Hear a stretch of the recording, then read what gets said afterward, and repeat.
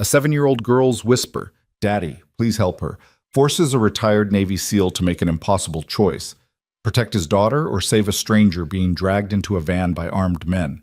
What happens in the next 90 seconds will shatter his quiet civilian life forever. By tomorrow morning, a Navy admiral will be standing at his door with a revelation that changes everything. This is the true story of Ethan Ward, a father who thought he'd left the battlefield behind, only to discover that some fights find you when you least expect them. Stay until the end, hit that like button, and comment your city below so I can see how far this story travels. The Arizona sun beat down on the asphalt parking lot with that particular intensity that makes the air shimmer and dance above parked cars. Ethan Ward pushed the shopping cart with one hand while his 7-year-old daughter Maya skipped alongside him, her pink backpack bouncing with each step. It was a Saturday afternoon like any other: errands, groceries, the mundane rhythm of civilian life that Ethan had fought hard to embrace after leaving the Navy. "Daddy, can we get ice cream on the way home?" Maya asked, her hazel eyes bright with hope. Ethan smiled down at her, his weathered face softening in a way that only she could manage. "We'll see, sweetheart. Let's get this stuff loaded up first." The parking lot of the Northgate Shopping Center was moderately full, typical for a weekend. Soccer moms loaded minivans. Teenagers clustered near the entrance, absorbed in their phones. An elderly couple slowly made their way toward the supermarket entrance, the old man carefully holding his wife's elbow. Normal. Safe. Predictable. Everything Ethan had wanted after 12 years in naval special warfare. He clicked the key fob and his Ford F-150's lights flashed in response, parked 3 rows over. Maya immediately broke into a run toward the truck, her sneakers slapping against the hot pavement. "Walk, Maya," Ethan called out, his voice carrying that automatic authority that never quite left, no matter how many years passed. "Stay where I can see you." She slowed obediently, turning to flash him a grin before continuing at a more measured pace. Ethan followed, the cart's wheels rattling over the uneven asphalt. His eyes automatically scanned the area, a habit so ingrained it had become unconscious. Exit points. Unusual vehicles. People whose body language didn't match their surroundings. Old habits didn't die. They just went quiet, waiting. That's when he heard it. A scream, sharp, desperate, female, cutting through the ambient noise of the parking lot like a knife. Ethan's body responded before his mind fully processed the sound. The shopping cart stopped. His hand went instinctively to his right hip, finding only empty belt where a sidearm used to rest. His head turned toward the source of the sound, eyes narrowing, every sense suddenly razor-sharp. 70 yards away, near a white panel van parked in the shadow between the main building and a dumpster enclosure, 3 men were forcing a young woman toward the van's open side door. She was fighting, kicking, twisting, trying to break free, but they had her arms pinned. One of the men, heavy-set with a shaved head, clamped a meaty hand over her mouth, muffling another scream. "Daddy?" Maya's voice was small, uncertain. Ethan's jaw tightened. His pulse, already elevated, began that familiar descent into combat-ready calm.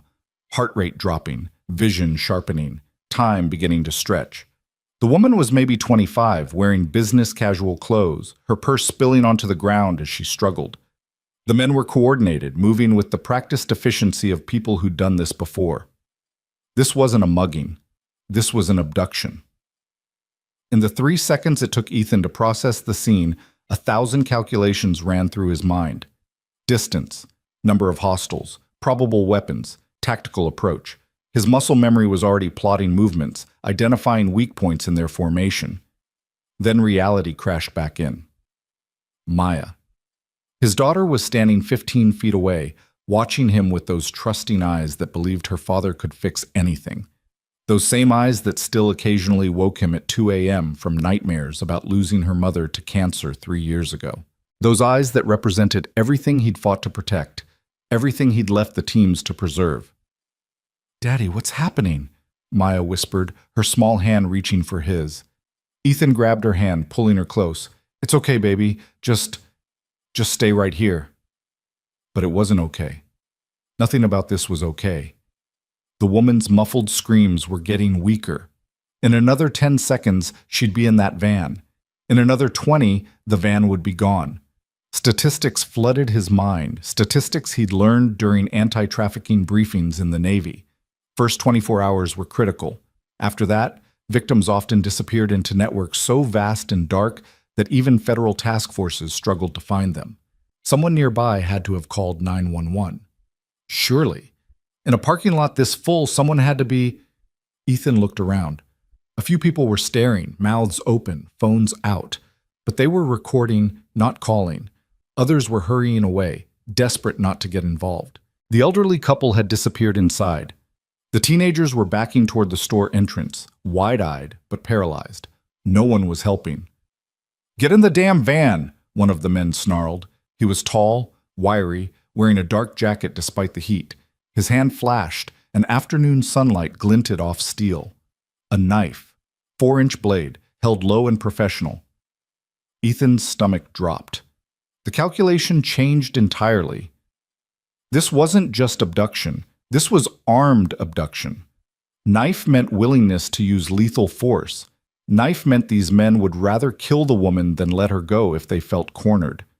His training screamed at him. Assess, adapt, act. Establish tactical superiority. Neutralize threats in order of lethality. His instinct as a father screamed louder. Run!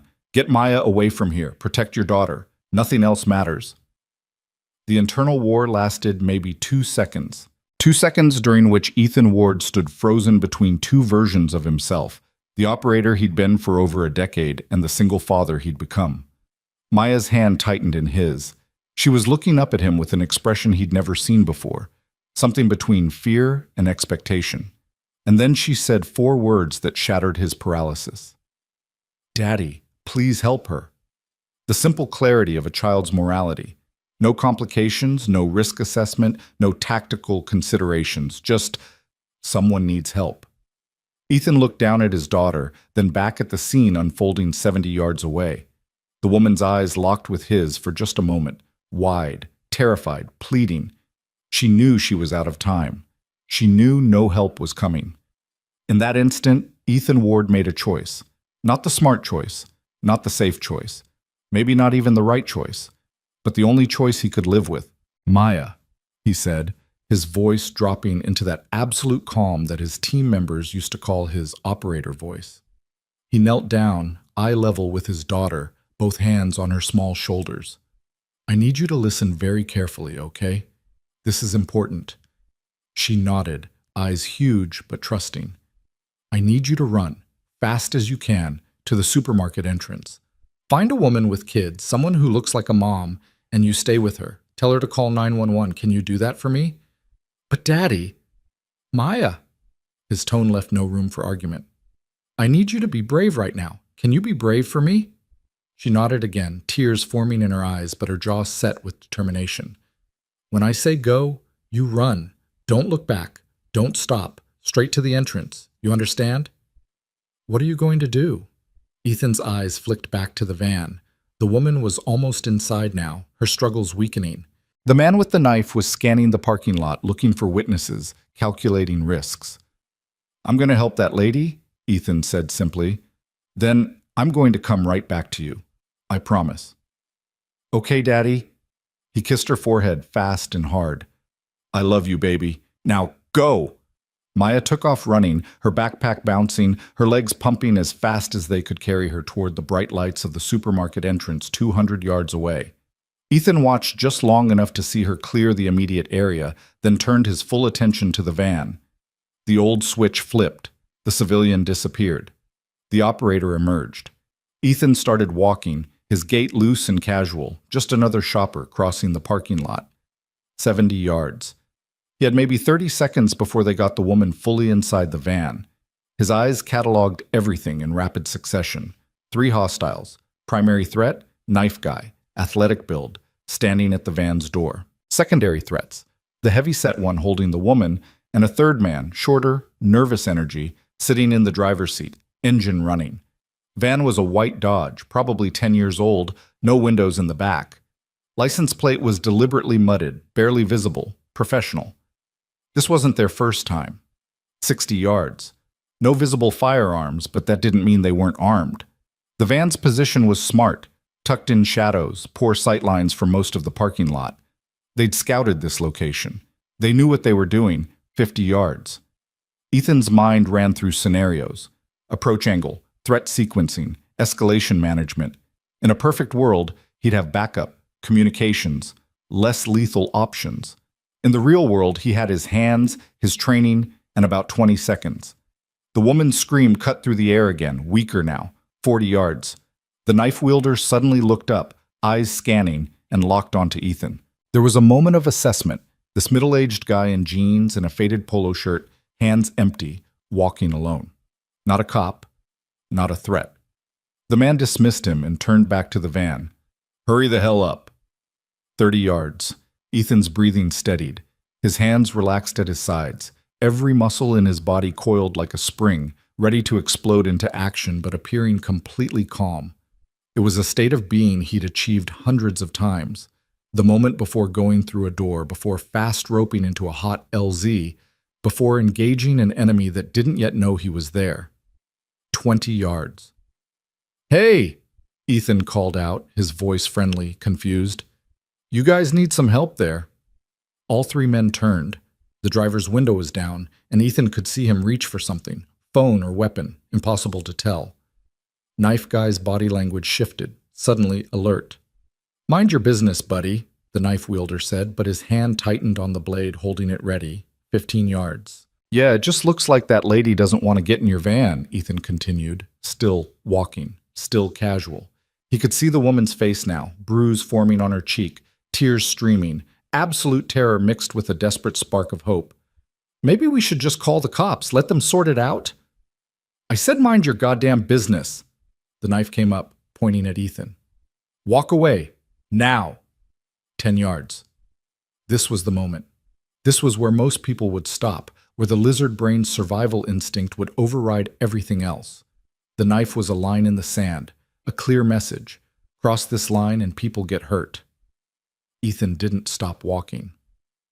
Here's the thing, he said, his voice dropping to something colder, harder. That's not going to happen. 8 yards. The shift in Ethan's tone made all three men hesitate. Something in his eyes, in the way he moved, triggered a primal recognition. Predator spotting predator. The heavy-set guy's grip on the woman loosened fractionally. The driver's hand definitely went for something under his seat. 6 yards. Last chance, asshole. Knife guy's voice pitched higher, uncertainty creeping in. I will cut you. No, Ethan said quietly. You won't. And then he moved. Years of training, thousands of hours of muscle memory, condensed into explosive action. Ethan covered the final 6 yards in less than 2 seconds, closing distance before the knife wielder could process the movement.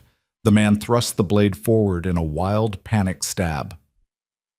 Ethan wasn't there. He'd already sidestepped, his left hand snapping out to trap the knife hand at the wrist, controlling the weapon. His right hand drove forward in a palm strike that caught the man just under the nose. Not hard enough to kill, but hard enough to stun. The man's head snapped back, eyes losing focus. Ethan rotated the trapped wrist in a smooth, practiced motion. Small bones in the wrist grinding, leverage applied at the perfect angle. The knife clattered to the pavement. One heartbeat later, Ethan's elbow crashed into the side of the man's head. The knife wielder dropped like a puppet with cut strings. Time elapsed. 3 seconds. The heavy-set guy released the woman and lunged at Ethan with a wild haymaker. Ethan saw it coming a mile away. Telegraphed, overcommitted, all power, and no technique. He ducked under the punch, letting momentum carry his attacker forward, and drove his knee into the man's solar plexus. Air exploded from the heavy-set guy's lungs. While he was doubled over, gasping, Ethan grabbed the back of his head and drove it down to meet his rising knee. The impact made a sound like a wet towel hitting concrete. The heavy-set guy collapsed, unconscious before he hit the ground. Time elapsed. 7 seconds total. The woman stood frozen, mouth open, backing away from the sudden violence but unable to process what she was witnessing. Get behind me, Ethan ordered, not taking his eyes off the van. She scrambled to obey, putting Ethan between herself and the remaining threat. The driver's door flew open, and the third man stumbled out, something dark and metallic in his hand. Ethan's body tensed, ready to move. If that was a gun, the tactical picture changed dramatically. But it wasn't a gun. It was a tire iron, gripped in shaking hands. "Stay back," the driver shouted, voice cracking. He was young, maybe 25, trying to look tough, but fear naked on his face. "I'm warning you, man." Ethan started walking toward him, steady and inevitable. "Don't!" The driver swung the tire iron in a wild arc, keeping distance. Ethan didn't slow down. He'd faced men armed with actual assault rifles, in actual war zones, backed by actual training. A terrified kid with the tire iron wasn't even on the same scale. "Last chance to put that down and run," Ethan said flatly. The driver swung again, more desperate this time. Ethan caught the tire iron mid-swing with his left hand, metal ringing against his palm. The shock of impact would have broken a normal person's hand. Ethan barely registered it. He yanked hard, pulling the driver off balance, and delivered a straight right to the jaw. Measured, controlled, just enough force. The driver's eyes rolled back and he crumpled. Time elapsed, 12 seconds total. Silence fell over the scene like a blanket. 3 men down, unconscious or incapacitated. The woman was staring at Ethan with an expression caught between relief and shock. "Are you hurt?" Ethan asked, his breathing barely elevated. "Did they... No, I'm..." She couldn't seem to form words. Her hands were shaking violently. Sirens wailed in the distance, getting closer. Someone had finally called 911. Ethan looked around the parking lot. Now there were dozens of people staring, phones out, recording. "Great. Just great." "Okay," Ethan said gently, shifting back to his normal voice, the operator receding once more. "You're safe now. The police are coming. Just breathe, okay? You're safe." She nodded, tears streaming down her face, and then suddenly she was hugging him, sobbing into his shoulder. Ethan stood awkwardly for a moment, then carefully patted her back, his eyes still scanning for additional threats, his tactical awareness still fully engaged. That's when he remembered. Maya. His head snapped toward the supermarket entrance. There. Thank God. He could see her small figure standing with a middle-aged woman, both of them staring in his direction. Even from this distance, he could see Maya's wide eyes, her hands clutched to her chest. She'd watched everything. The guilt hit him like a physical blow. What had he just done? What had he just exposed his 7-year-old daughter to? Images of himself, cold, violent, efficient, played through his mind. That wasn't the father she knew. That wasn't the man he'd tried so hard to become after leaving the Navy. The sirens were getting louder. 2 police cruisers screamed into the parking lot, lights flashing, officers jumping out with weapons drawn. "Hands where we can see them!" an officer shouted. Ethan immediately stepped away from the woman, raising his hands high, making himself as non-threatening as possible. "I'm the one who called 911, he lied smoothly. These 3 men were trying to kidnap this woman. They're all down, no weapons in reach. The knife is on the ground near the tall one." The officers approached cautiously, taking in the scene. 3 unconscious men, a terrified woman, and Ethan standing calm with his hands raised. One officer immediately went to the woman while 2 others moved to secure the downed men. "Sir, I need you to keep your hands visible and move over here," the older officer said, less aggressive now but still cautious. "Absolutely, officer." Ethan complied immediately, moving where directed. "My daughter's over there by the supermarket. She's 7. I need to get to her. She's scared." The officer followed Ethan's gaze and saw Maya, then nodded slowly. "In a minute, sir. First, I need to understand what happened here." Over the next 10 minutes, as more police arrived and paramedics began checking the unconscious men, Ethan gave his statement. He was careful, measured, downplaying his own role. Just a concerned citizen who intervened. Got lucky. They were caught off guard. He used to do some martial arts, nothing special. Things happened fast. The woman, she'd given her name as Claire but was too shaken to say much more, corroborated everything. She kept saying Ethan saved her life, kept looking at him like he was something miraculous. One of the paramedics examining the downed men looked up at the police officer with raised eyebrows. "Sir, these injuries, they're precise. Whoever did this knew exactly what they were doing. Minimal damage, but maximum effectiveness." The older officer looked at Ethan with new interest. Sir, what did you say you did for a living? I'm in private security, Ethan said, which was technically true. He did occasional consulting work for a security firm. Used to be military. What branch? Navy. What did you do in the Navy? Ethan met the officer's eyes steadily. I'd prefer not to say, officer. It's not relevant to what happened here. The officer held his gaze for a long moment, then nodded slowly. He'd been around long enough to recognize that particular breed of silence. All right, sir. We'll need you to come down to the station to give a formal statement, but I don't see any reason to detain you. You're free to go to your daughter. Thank you, officer. Ethan walked toward the supermarket entrance, each step feeling heavier than the last. Maya saw him coming and broke away from the woman she'd been standing with, running toward him. He caught her as she launched herself into his arms, burying her face against his shoulder. It's okay, baby, he whispered into her hair. It's all okay now. But as he held his daughter, feeling her small body shake with delayed shock, Ethan knew that nothing was okay. He'd crossed a line. The carefully constructed wall between his past and his present had crumbled in less than 30 seconds of violence. Daddy, you were so fast, Maya whispered. You were like a superhero. Ethan closed his eyes, fighting down the sick feeling in his stomach. I'm not a hero, sweetheart. I'm just your dad. But you saved her. Yeah, I did. Are those bad men going to jail? Yeah, baby, they are. Maya pulled back slightly, looking up at him with those impossibly trusting eyes. I was scared. I know. I'm sorry. But you came back. You promised you would, and you did. The simple faith in her voice made Ethan's throat tight. I'll always come back to you, Maya. Always. The woman, Claire, approached hesitantly, escorted by one of the officers. Her eyes were still red from crying, but she'd composed herself somewhat. Up close, Ethan could see she was probably mid-20s, professional-looking even in her disheveled state. I'm sorry to interrupt, she said softly. I needed to thank you. What you did... Her voice broke. They were going to... I don't know what they were going to do, but you... I'm glad you're safe, Ethan said simply, uncomfortable with the attention. The police need my statement, but I wanted to... Can I give you my contact information? I'd like to properly thank you when everything settles. Ethan hesitated. Every instinct said to decline, to walk away, to return to anonymity. But Claire's eyes held something beyond gratitude. They held the desperate need to find some meaning in trauma, to connect with the person who'd pulled her back from the abyss. Sure, he said finally. She quickly scribbled her phone number on a piece of paper an officer provided, hands still shaking slightly. Thank you. Thank you so much.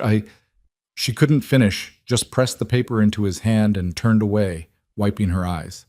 Ethan watched her go, then looked down at the number. He should throw it away. Should put this whole incident behind him. Should focus on getting Maya home and helping her process what she'd witnessed. Instead, he folded the paper carefully and slipped it into his pocket. Can we go home now, Daddy? Maya asked quietly. Yeah, sweetheart. Let's go home. They walked back to the truck in silence, Ethan's hand firmly holding Maya's. The police had the three men in custody now, all conscious but secured. As Ethan loaded the groceries into his truck, the mundane task feeling surreal after what had just happened, he caught one of the men staring at him from the back of a police car. The look in the man's eyes wasn't fear or anger. It was recognition, and something else, something calculating. Ethan turned away, focusing on buckling Maya into her booster seat, but the unease settled into his gut like a stone.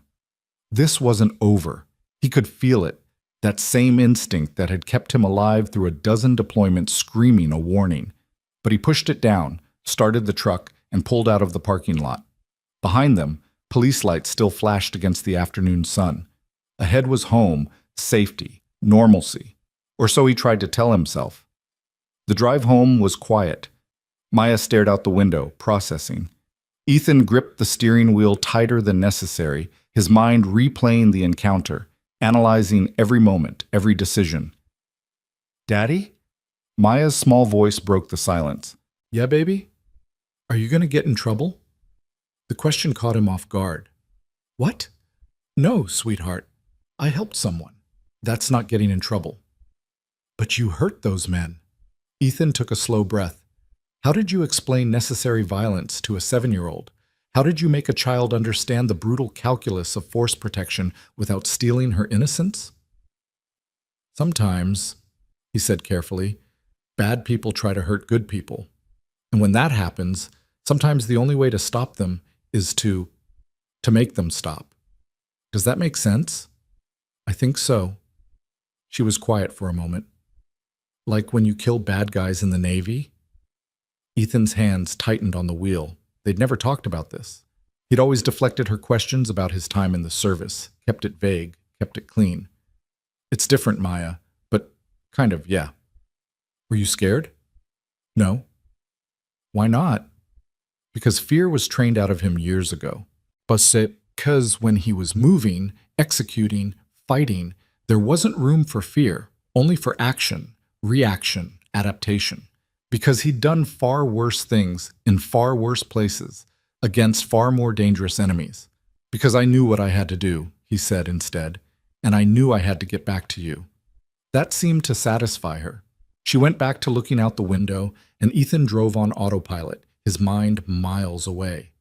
Home was a modest single-story house in a quiet neighborhood, exactly the kind of anonymous, comfortable suburban life he'd craved after years of uncertainty and danger.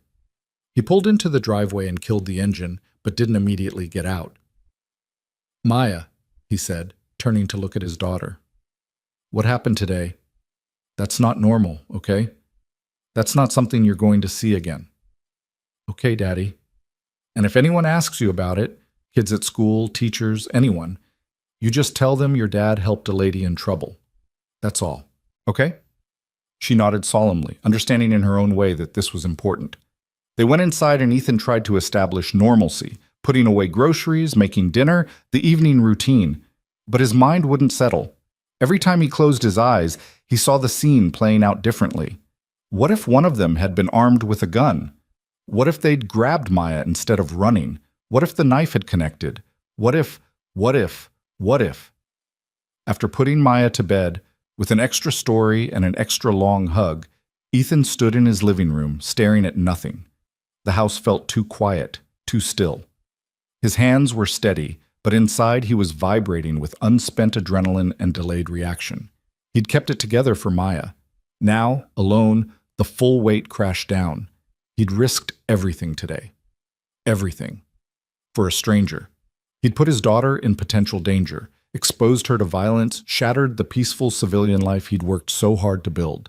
And for what? To play hero? To recapture some echo of his old life? The guilt was crushing, but underneath it, there was something else. Something he didn't want to acknowledge. He'd felt alive. For those 12 seconds of combat, every sense sharp, every movement precise, every decision crystal clear, he'd felt more himself than he had in the 3 years since leaving the teams. It was like finding water after wandering through a desert, like taking a full breath after suffocating. And that terrified him more than anything else.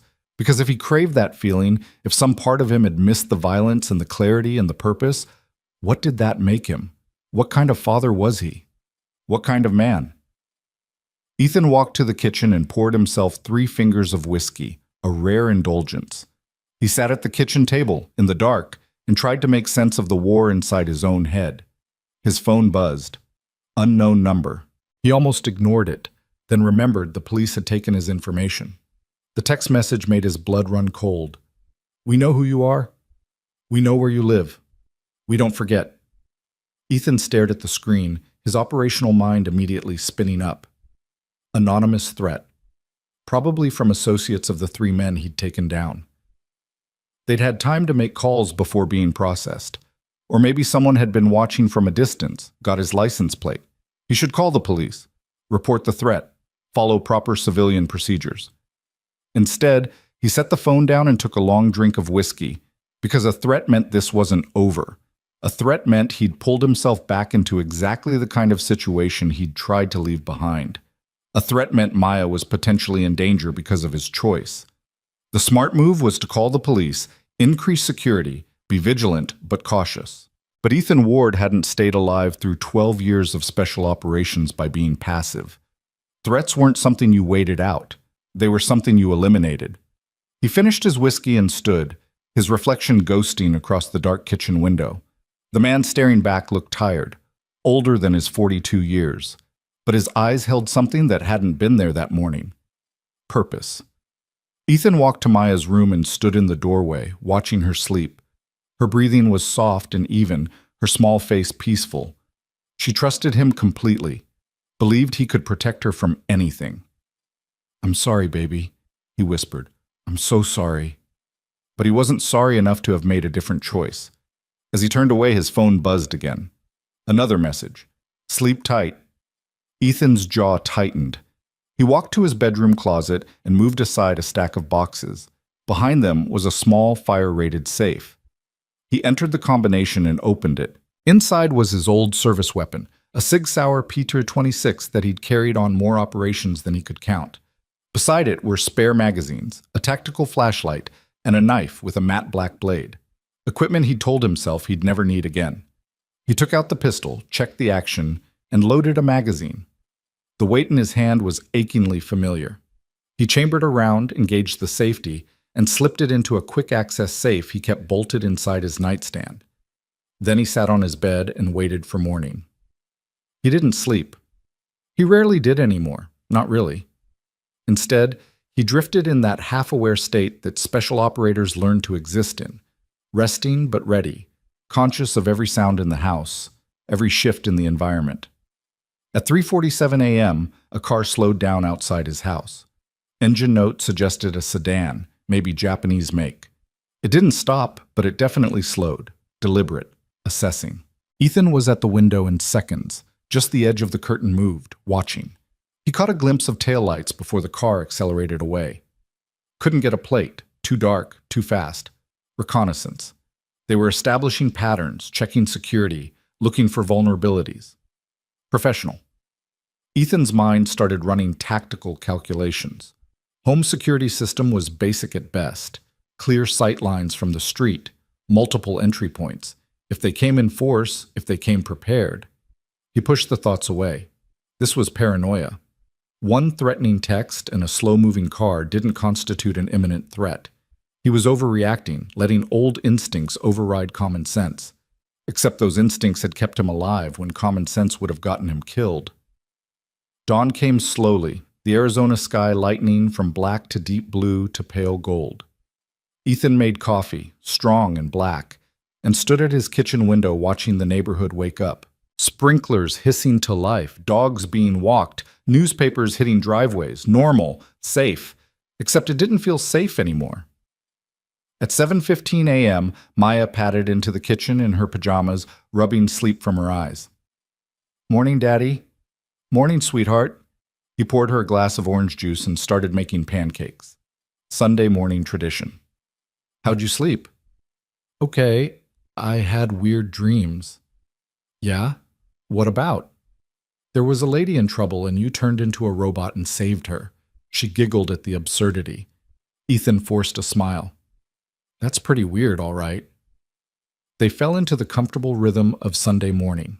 Breakfast, cartoons, Maya's homework for Monday. Ethan went through the motions while part of his mind stayed on high alert, waiting for the other shoe to drop. It came at 9:37 a.m. The doorbell rang. Ethan's hand automatically went to his hip, muscle memory reaching for a weapon that wasn't there. He took a breath, forced himself to relax, and walked to the door. Through the peephole, he saw something that made his stomach drop. Two men in dress uniforms. Navy. One was a captain, 06, enough brass on his collar to indicate serious rank. The other was a commander, slightly younger, carrying a briefcase. Both stood at attention, faces professionally neutral. This wasn't a social call. Ethan opened the door, his mind racing through possibilities. Stop-loss recall? Some kind of investigation into yesterday? Issue with his pension or clearances? "Ethan Ward?" the captain asked. "Yes, sir." "I'm Captain Morrison, and this is Commander Hayes. We're here on behalf of Rear Admiral Thomas Brennan. May we come in?" "An admiral." A flag officer was sending representatives to his house on a Sunday morning. This was either very good or catastrophically bad, and Ethan couldn't imagine what would qualify as good. Of course, sir. Ethan stepped aside, letting them in. Maya appeared from the living room, eyes wide at the sight of the uniforms. Daddy? It's okay, sweetheart. These are some people I used to work with. Why don't you go watch your show? I'll be right there. She retreated reluctantly, and Ethan led the two officers to his kitchen table. They sat, and Captain Morrison opened the briefcase, pulling out a tablet and several documents. Mr. Ward, Morrison began, his tone formal but not unfriendly. We're here about the incident yesterday at the Northgate Shopping Center. The woman you assisted, Claire Brennan, is Lieutenant Claire Brennan, Naval Intelligence. She's Admiral Brennan's daughter. Ethan's world tilted slightly. Naval Intelligence. Admiral's daughter. This had just become exponentially more complicated. I didn't know, he said carefully. We're aware. Lieutenant Brennan was on her way home from a classified debriefing when the incident occurred. The three men who attempted to abduct her were part of an organization we've been tracking for the past 8 months. Commander Hayes pulled up something on the tablet and turned it toward Ethan. Security footage, multiple angles of the parking lot showing the entire encounter. Whoever had compiled this had access to private security feeds, traffic cameras, even cell phone footage from witnesses. Mr. Ward, your service record indicates you were a SEAL, Team 3, then Team 6, DevGru, 3 tours in Afghanistan, 2 in Iraq, multiple other deployments that remain classified. Silver Star, Bronze Star with Valor, Purple Heart. You left the service 3 years ago with an honorable discharge. It wasn't a question, but Ethan nodded anyway. They weren't here to reminisce about his service record. What you did yesterday, Morrison continued, was remarkable, also reckless, also potentially very dangerous, not just for you, but for an ongoing federal investigation. There it was. Barrett, the hammer. Sir, I was just trying to help. We know, and you did. You saved Lieutenant Brennan's life, but you also compromised months of investigative work. Those 3 men were surveillance targets. We were building a case, tracking their movements, mapping their organization. By intervening, you forced us to arrest them immediately, before we could fully develop the network. Ethan felt anger flash through him. With respect, sir, your surveillance targets were in the process of kidnapping someone, a Navy officer, in broad daylight. If I hadn't intervened, she would be dead or missing, and the blood would be on our hands, Morrison interrupted. We know that. Admiral Brennan knows that. Which is why he's asked to speak with you personally. Why? Because the 3 men you disabled are talking. They're low-level, scared, facing serious charges. They're giving up names, locations, operational details. We've rolled up 6 more arrests overnight. But in doing so, we've exposed a gap in our intelligence. Commander Hayes leaned forward. Mr. Ward, these men weren't random criminals. They're part of a sophisticated human trafficking operation with ties to international criminal organizations, military-grade operational security. They're moving women across state lines, possibly internationally, and we still don't know the full scope. What does this have to do with me? Your face is now known to them, Morrison said bluntly. The organization, I mean. They'll have identified you within hours of the arrests, which means you and your daughter are potential targets for retaliation. The words hung in the air like a death sentence. Everything Ethan had feared since last night confirmed. How serious a threat? He asked, his voice level despite the ice in his veins. Serious enough that Admiral Brennan is offering you protective detail and relocation assistance. Relocation? Ethan laughed bitterly. Uproot my daughter's entire life because I did the right thing? The alternative is risking both your lives, Hayes said quietly. These aren't street criminals, Mr. Ward. They're organized, well-funded, and they don't forgive disruptions to their operations. Ethan stared at the table, mind racing.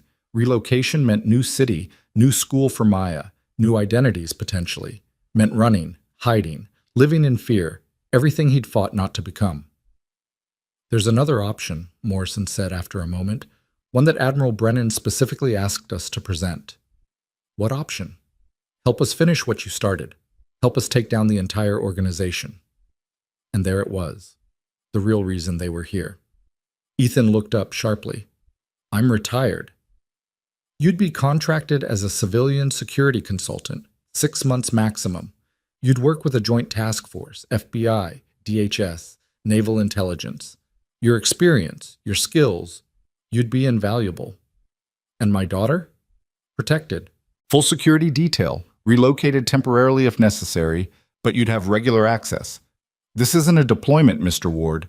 This is domestic counter-trafficking work. You're asking me to leave my daughter and go back to work I walked away from 3 years ago. We're asking you to help protect your daughter by eliminating the threat rather than running from it, Morrison countered. We're asking you to use your abilities to save people, women and children, who are trapped in one of the most evil enterprises on the planet. And yes, we're asking you to do what you're trained to do. Ethan stood, pacing to the window. Outside, Maya's bicycle lay on its side in the driveway. Her chalk drawings decorated the concrete. Normal life, safe life. Except it wasn't safe. Not anymore. Not if he did nothing. When does Admiral Brennan want an answer? He's outside, sir. Ethan's head snapped around. What?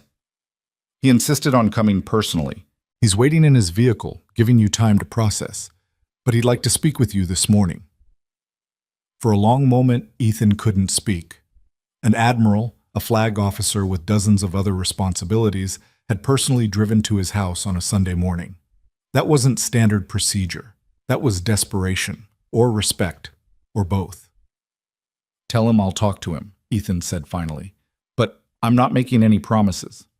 Captain Morrison stood, relief flickering across his professional mask. Understood, sir. Thank you.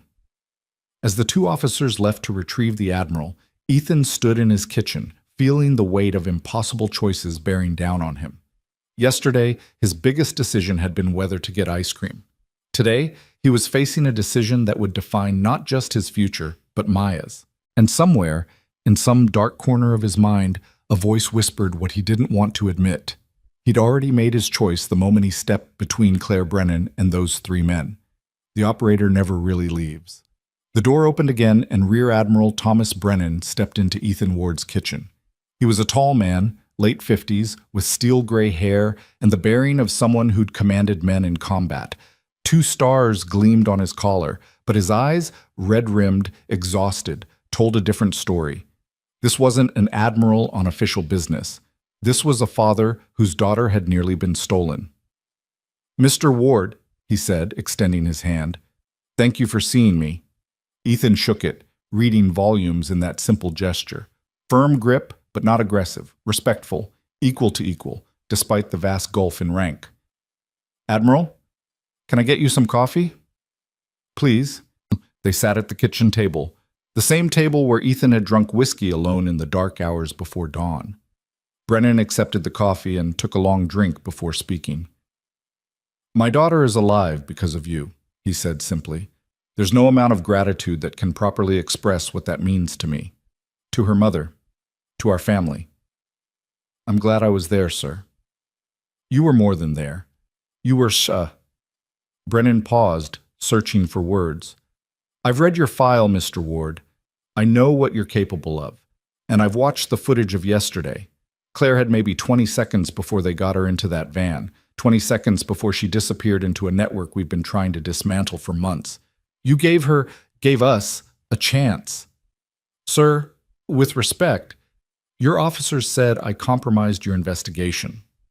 You did, Brennan acknowledged. And I don't care. Not about the investigation, not about the operational timeline, not about any of it. My daughter is alive. The investigation can adapt. We'll rebuild what we need to rebuild, but you can't rebuild a life. The raw emotion in the Admiral's voice made Ethan uncomfortable. He wasn't used to seeing flag officers show vulnerability. What is it you want from me, sir? Brennan set down his coffee cup. I want you to help me destroy the people who tried to take my daughter. Not just the 3 men you stopped, the whole organization. The ones who profit from misery and suffering. The ones who treat human beings as commodities. I'm not active duty anymore. I know, and I'm not asking you to come back. I'm asking you to do contract work. 6 months. Consultative role with the task force. You'd have authority to operate, but you'd be civilian. No recall to service. No military restrictions. And if I say no, Brennan's face hardened. Then I activate every resource at my disposal to protect you and your daughter anyway, because that's my responsibility. But we'll both know that somewhere out there, women are being trafficked, sold, destroyed, and we had a chance to stop it, but didn't take it. That's not fair, sir. No, it's not. None of this is fair. It's not fair that my daughter got targeted because of her work. It's not fair that you got pulled into this because you were a good man in the right place. It's not fair that I'm sitting in your kitchen asking you to risk yourself again after you've already given years of your life to service. But here we are. Ethan stared at the Admiral, seeing not just the rank and authority, but the father underneath. The man who'd nearly lost everything. I have a daughter too, Ethan said quietly. She's 7. She's all I have. I left the teams because I wanted to be there for her, because I wanted to give her a normal childhood, with a father who didn't disappear for months at a time, who wasn't risking his life in places she couldn't even know about. I understand that. I do. Do you? Because I'm not sure you understand what you're asking. You're asking me to become exactly what I walked away from. To put Maya in danger by association. To potentially leave her orphaned if something goes wrong. His voice rose slightly, years of suppressed fear and guilt bleeding through. I made a promise to my wife before she died. I promised her I'd keep our daughter safe, that I'd be there, that I wouldn't let the job take me away from her. Brennan let the words hang in the air for a moment before responding. My daughter is 26 years old. She's brilliant, dedicated, serves her country with distinction. And yesterday she called me from the police station, terrified and traumatized because evil men tried to steal her future. Every instinct I have as a father screams at me to wrap her in protection and never let her out of my sight. But I can't, because there are more daughters out there, younger daughters, girls who don't have fathers with Admiral's stars who can move heaven and earth to protect them. He leaned forward, his voice intense. You kept a promise yesterday, Mr. Ward. You saw someone who needed help, and you helped her, despite the risk, despite having every reason to walk away. That promise, to protect those who can't protect themselves, is it less valid because the threat is ongoing rather than immediate? Ethan closed his eyes. The weight of the decision was crushing. Every tactical bone in his body said this was a mistake. Every protective instinct screamed to grab Maya and run as far as possible. But every moral fiber, every value he'd tried to instill in his daughter, every reason he'd served in the first place, said Brennan was right. If I do this, Ethan said slowly, I need absolute assurance that Maya is protected. Not just security detail. I need to know she's safe, happy, maintaining her routine as much as possible. Done. We'll work out the details, but her safety is non-negotiable, and I operate on my terms. I consult, I advise, but I don't take orders that put me in unnecessary risk. I'm not an active operator anymore. I'm a father first. Agreed. 6 months, not a day longer. When this is done, I walk away and you make sure I stay walked away. No more calls, no more recruiters, no more just one more job. Brennan nodded. You have my word. Ethan stood, walking to the window again. Outside, the neighborhood was fully awake now. Kids riding bikes, families heading to church, the peaceful Sunday rhythm of suburban America. Everything he'd wanted, everything he'd built, everything he might lose. I need to talk to Maya, he said finally. I need to explain something. She doesn't need all the details, but she needs to know her dad might be gone sometimes. She needs to know why. Take the time you need. We'll begin coordination whenever you're ready. Brennan stood to leave, then paused. Mr. Ward, Ethan, my daughter told me something this morning. She said, when she looked at you, when you were standing between her and those men, she wasn't afraid anymore. Not because she thought you'd win, she didn't know if you would, but because she saw that you'd already decided you would rather die than let them take her. That kind of commitment, that kind of courage, it's rare. Thank you. After the Admiral left, Ethan stood alone in his kitchen for a long time, staring at nothing. Then he walked to Maya's room. She was playing with her dolls, creating some elaborate story involving princesses and dragons. She looked up when he entered, her smile bright and innocent and completely trusting. Hey, baby, can we talk for a minute? Sure, Daddy. She put down her toys and patted the bed beside her. Ethan sat, trying to find words adequate for this moment. How did you tell a 7-year-old that the world was darker and more dangerous than she knew? That her father had to step back into that darkness to make it a little bit lighter? You know how yesterday I helped that lady? He began. Yeah, you were really brave. Well, it turns out that there are more people who need help, and the people I used to work with, in the Navy, they asked if I could help them for a little while. Maya's expression shifted, becoming serious beyond her years. Would you have to go away? Sometimes. Not all the time, and never for very long. But sometimes I might have to travel for a few days. Like when Mommy had to go to the hospital? The question hit him like a punch to the gut. She so rarely mentioned her mother, and when she did, it was always with that same careful tone, testing to see if it was okay to talk about. Kind of like that, he said gently. But I'll always come back, always. That's a promise. Maya was quiet for a moment, her small face thoughtful. Then she said something that broke his heart and made him proud in equal measure. If you can help people like you helped that lady yesterday, then you should do it, even if it's scary. Ethan pulled her into a hug, holding her tight, breathing in the scent of her shampoo and childhood innocence. When did you get so smart? I don't know. Maybe I was always smart and you just noticed. He laughed, the sound surprising him. Maybe you're right. That afternoon, after Maya was settled watching a movie, Ethan made a call to someone he hadn't spoken to in nearly a year. Mike Chen picked up on the third ring. Ward? That really you? Yeah, it's me. Man, I thought you fell off the face of the earth. You doing okay? I need to talk, Mike. In person if possible. You still in Phoenix? A pause.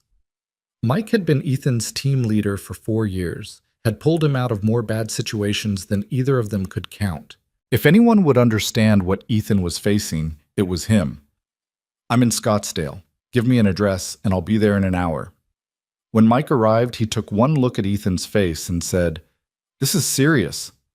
They sat on Ethan's back patio while Maya played inside, and Ethan laid out everything, the parking lot, the Admirals, the offer, the choice. Mike listened without interrupting, his expression grave. When Ethan finished, he was quiet for a long moment.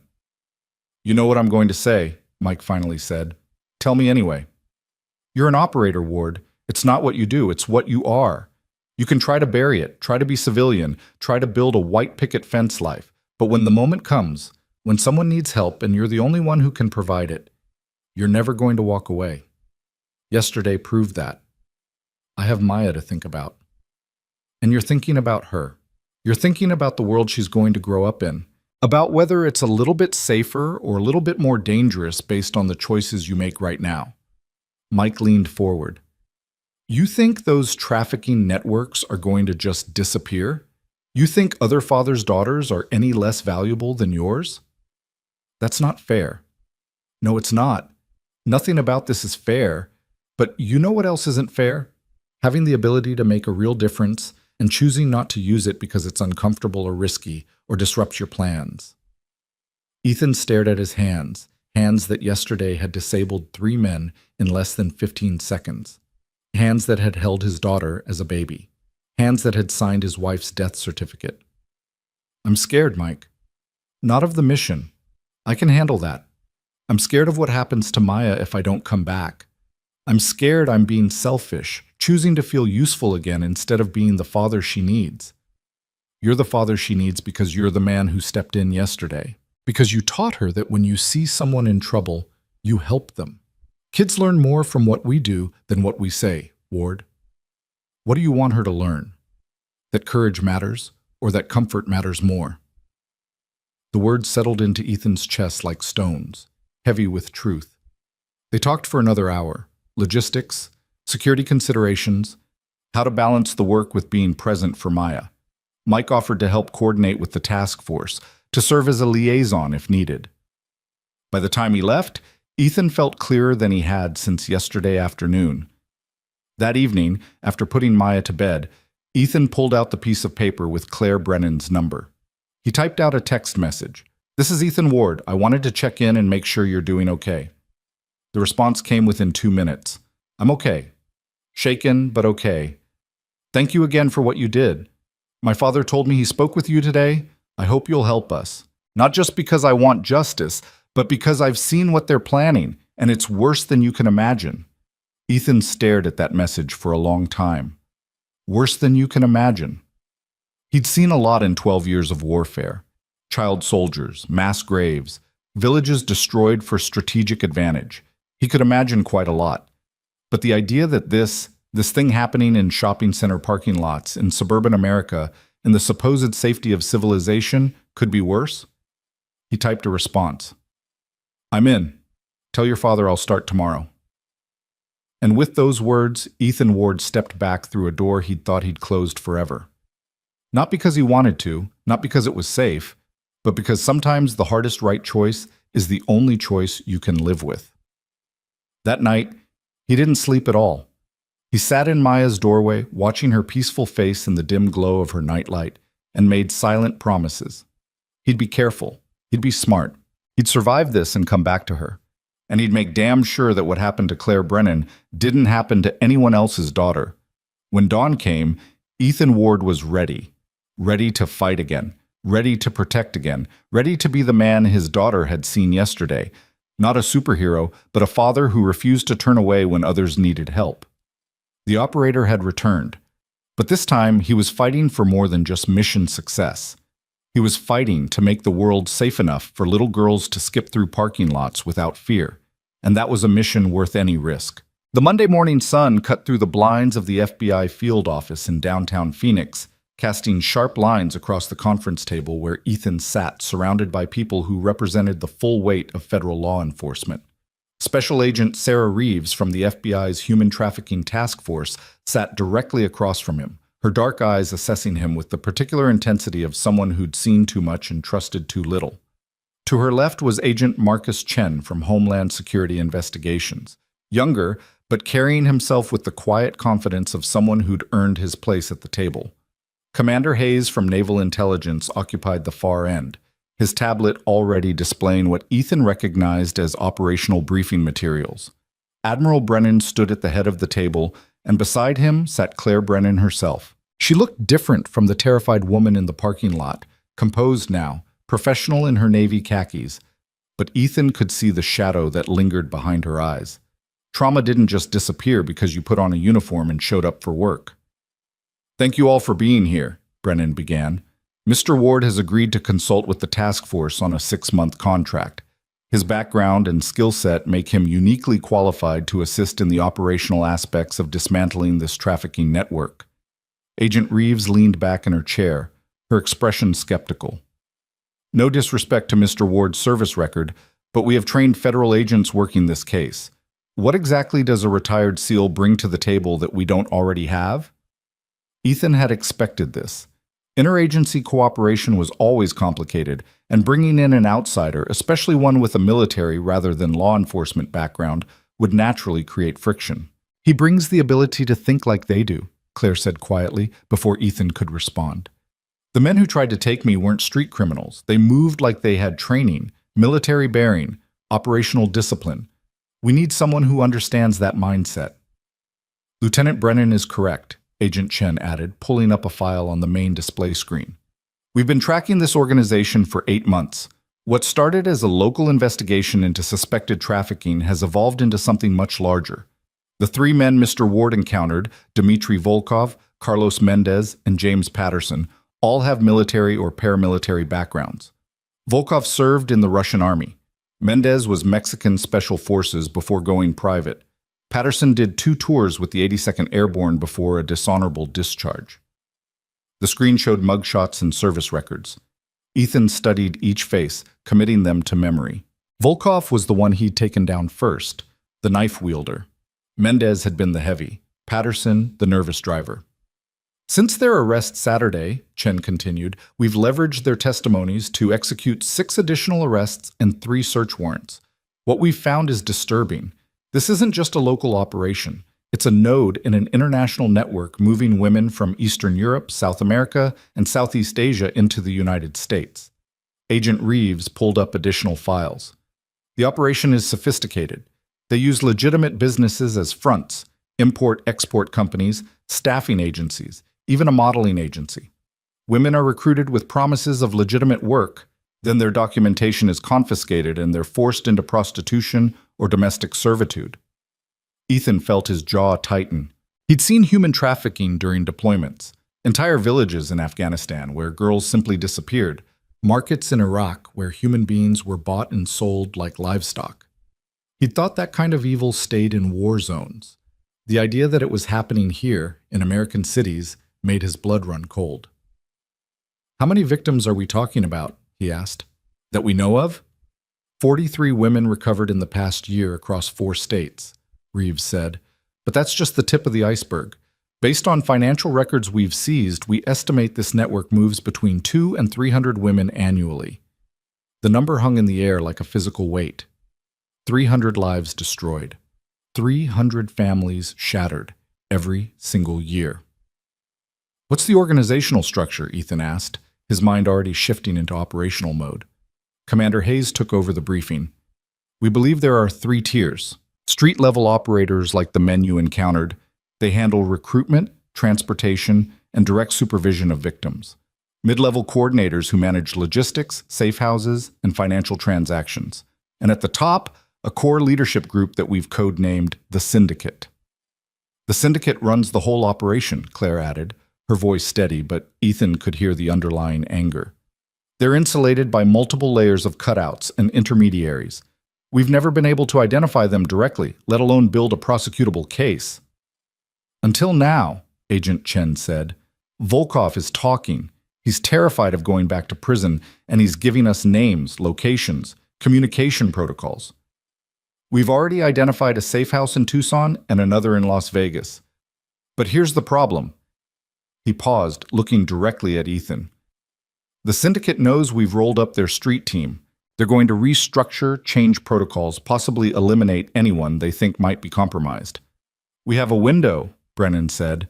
"Maybe 2 weeks, maybe less, before they adapt and we lose our chance to move up the chain. That's where you come in, Mr. Ward." Ethan understood immediately. "You want me to help identify vulnerabilities in their security? Find ways to penetrate deeper into the organization before they can shore up their defenses."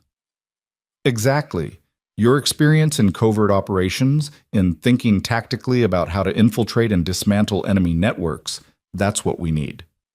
Agent Reeves was still skeptical, but she seemed to be warming slightly. "What we're proposing is that you work with our investigative team to analyze their operational security, help us plan tactical approaches to arrests and raids, and potentially provide protective detail for key witnesses who might be targeted." "I'm not a bodyguard," Ethan said flatly. "No, you're much more than that," Brennan replied. "You're someone who understands how violent men think, how they plan, how they react when cornered.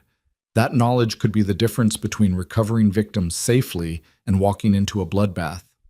Ethan stood and walked to the window, looking out over the Phoenix skyline. Somewhere out there, women were being held against their will. Somewhere out there, the men responsible were already adapting, already planning their next move. "What are the rules of engagement?" he asked without turning around. "You're a civilian consultant," Reeves said carefully. "You observe, you advise, but you don't engage unless there's imminent threat to life. You're not authorized to conduct arrests or use force except in self-defense or defense of others. So I'm neutered." "You're protected," she corrected. "If something goes wrong, if this ends up in court, we need clean chains of custody and by-the-book procedures. You stepping outside those boundaries could compromise prosecutions." Ethan turned back to face the room. "And if someone's in danger? If we're on a raid and things go sideways?" Agent Chen met his eyes. "Then you do what you did Saturday. You make the call in the moment, but you better be damn sure it's justified because every action will be scrutinized." It wasn't ideal, but it was workable. Ethan had operated under far more restrictive rules of engagement in combat zones. At least here, nobody was going to question split-second decisions with quite the same Monday morning quarterback intensity. "All right," he said, "where do we start?"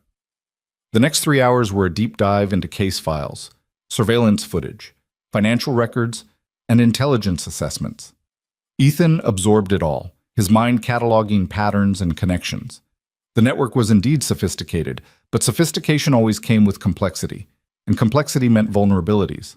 By noon, his head was swimming with names, locations, and operational details. Agent Reeves called a break, and most of the team dispersed to grab lunch or make calls. Ethan stepped outside into the Phoenix heat, needing air and space to process. Claire followed him out. "Mr. Ward," she said quietly, "can I talk to you for a minute?" "It's just Ethan, and of course." They walked to a small courtyard area adjacent to the building, finding a bench in the shade. For a moment, neither spoke. "I wanted to apologize," Claire finally said. Ethan looked at her, surprised. "For what?" "For putting you in this position. If I'd been more careful, if I'd noticed the surveillance before they made their move—" "Stop." Ethan's voice was firm but not unkind.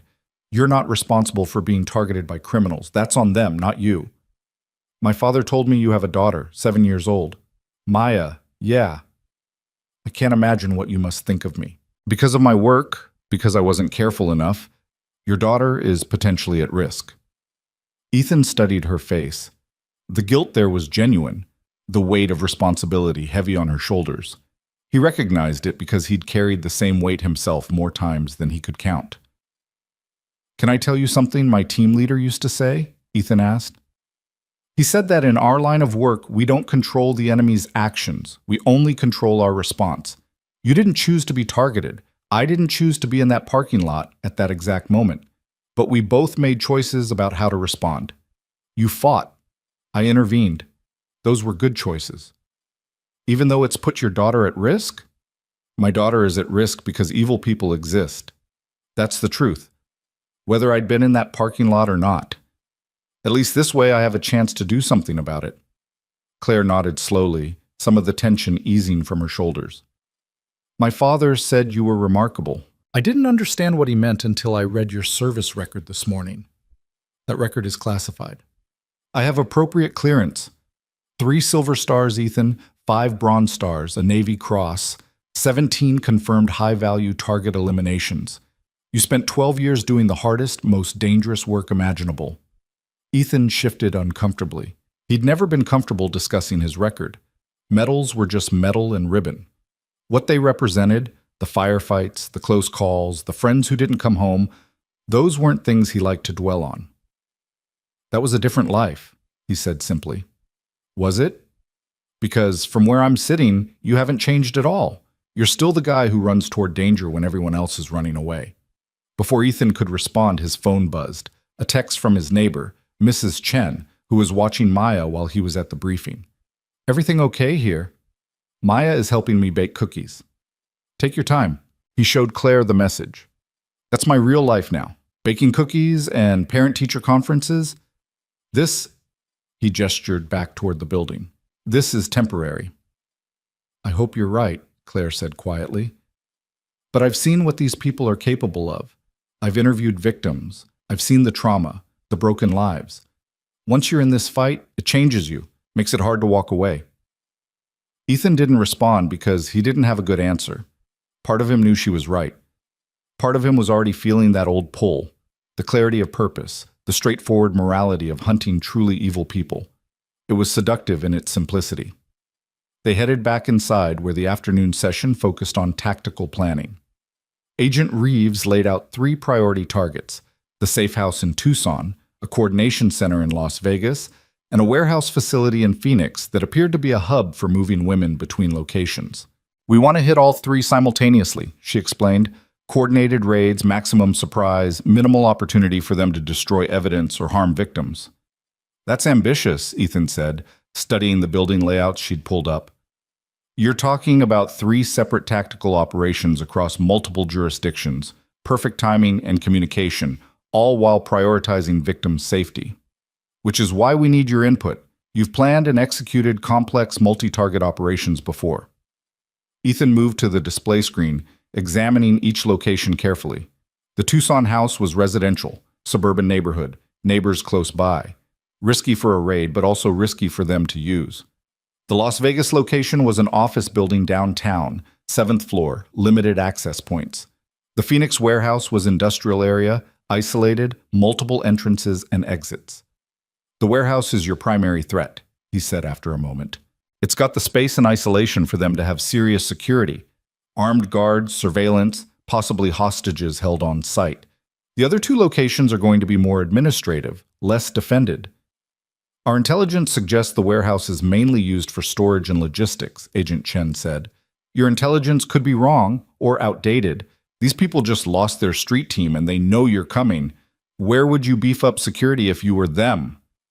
The question hung in the air. Agent Reeves exchanged glances with Chen. The place with the most to hide, she said slowly. The warehouse. Exactly. You hit that location first, hard and fast, with overwhelming force. Use the other two as secondary operations once you've secured the primary target. Ethan pointed to the warehouse schematic. Here's your problem, though. Multiple exits. They can scatter in 6 different directions. You need blocking positions, coordinated entry teams, and probably aerial support to track runners. We have access to Bureau helicopters, Reeves said. Good, you'll need them. What about entry tools, breaching equipment? Full tactical package. We can bring in the FBI's Critical Incident Response Group if needed. Ethan nodded, his mind working through scenarios. Timing is critical. You want to hit between 2 and 4 a.m. when alertness is lowest, but you also need to account for victim safety. If there are women being held there, they're going to be terrified when armed agents come through the doors. You need translators, female agents, medical personnel standing by. We have protocols for victim recovery, Agent Chen assured him. Protocols are fine until the first shot is fired. Then everything goes to hell. Ethan had seen too many operations fall apart when reality didn't match the plan. You need contingencies for if they resist, for if they try to use victims as shields, for if the whole thing turns into a hostage situation. The tactical discussion continued for another 2 hours, Ethan drawing on years of experience planning complex operations.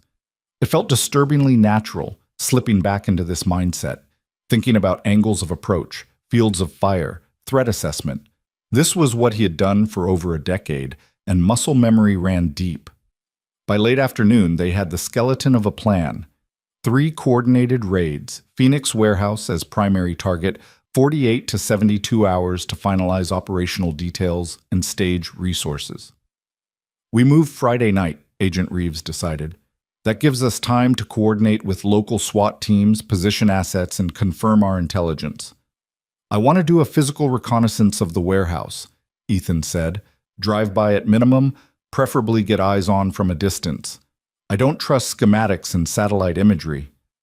I'll arrange it, Agent Chen said. Tomorrow morning? Works for me. As the meeting broke up, Admiral Brennan pulled Ethan aside. How are you holding up? Fine, sir. This is familiar territory. That's what concerns me. I don't want you to lose yourself in this, Ethan. You have a daughter to go home to. I'm aware of that, Admiral. Are you? Because I've seen good men get pulled back into the operational mindset and forget they're not invincible anymore. They're not 25 and backed by an entire task force. They're fathers with responsibilities. Ethan met the Admiral's eyes. With respect, sir, I know exactly who I am and what I'm risking. But these women being trafficked, they're somebody's daughters too. Brennan nodded slowly. Just remember your priorities. We'll find another way if this becomes too much. Understood. Ethan left the federal building as the sun was beginning its descent, painting the Phoenix sky in shades of orange and purple. He drove home on autopilot, his mind still running through tactical scenarios and threat assessments. Mrs. Chen met him at the door, Maya bouncing excitedly beside her. Daddy, we made chocolate chip cookies! That's great, baby. He hugged her, breathing in the scent of sugar and childhood innocence. A stark contrast to the darkness he'd been immersed in all day. Everything go okay? Mrs. Chen asked quietly while Maya ran to get the cookies. Yeah, just some consulting work.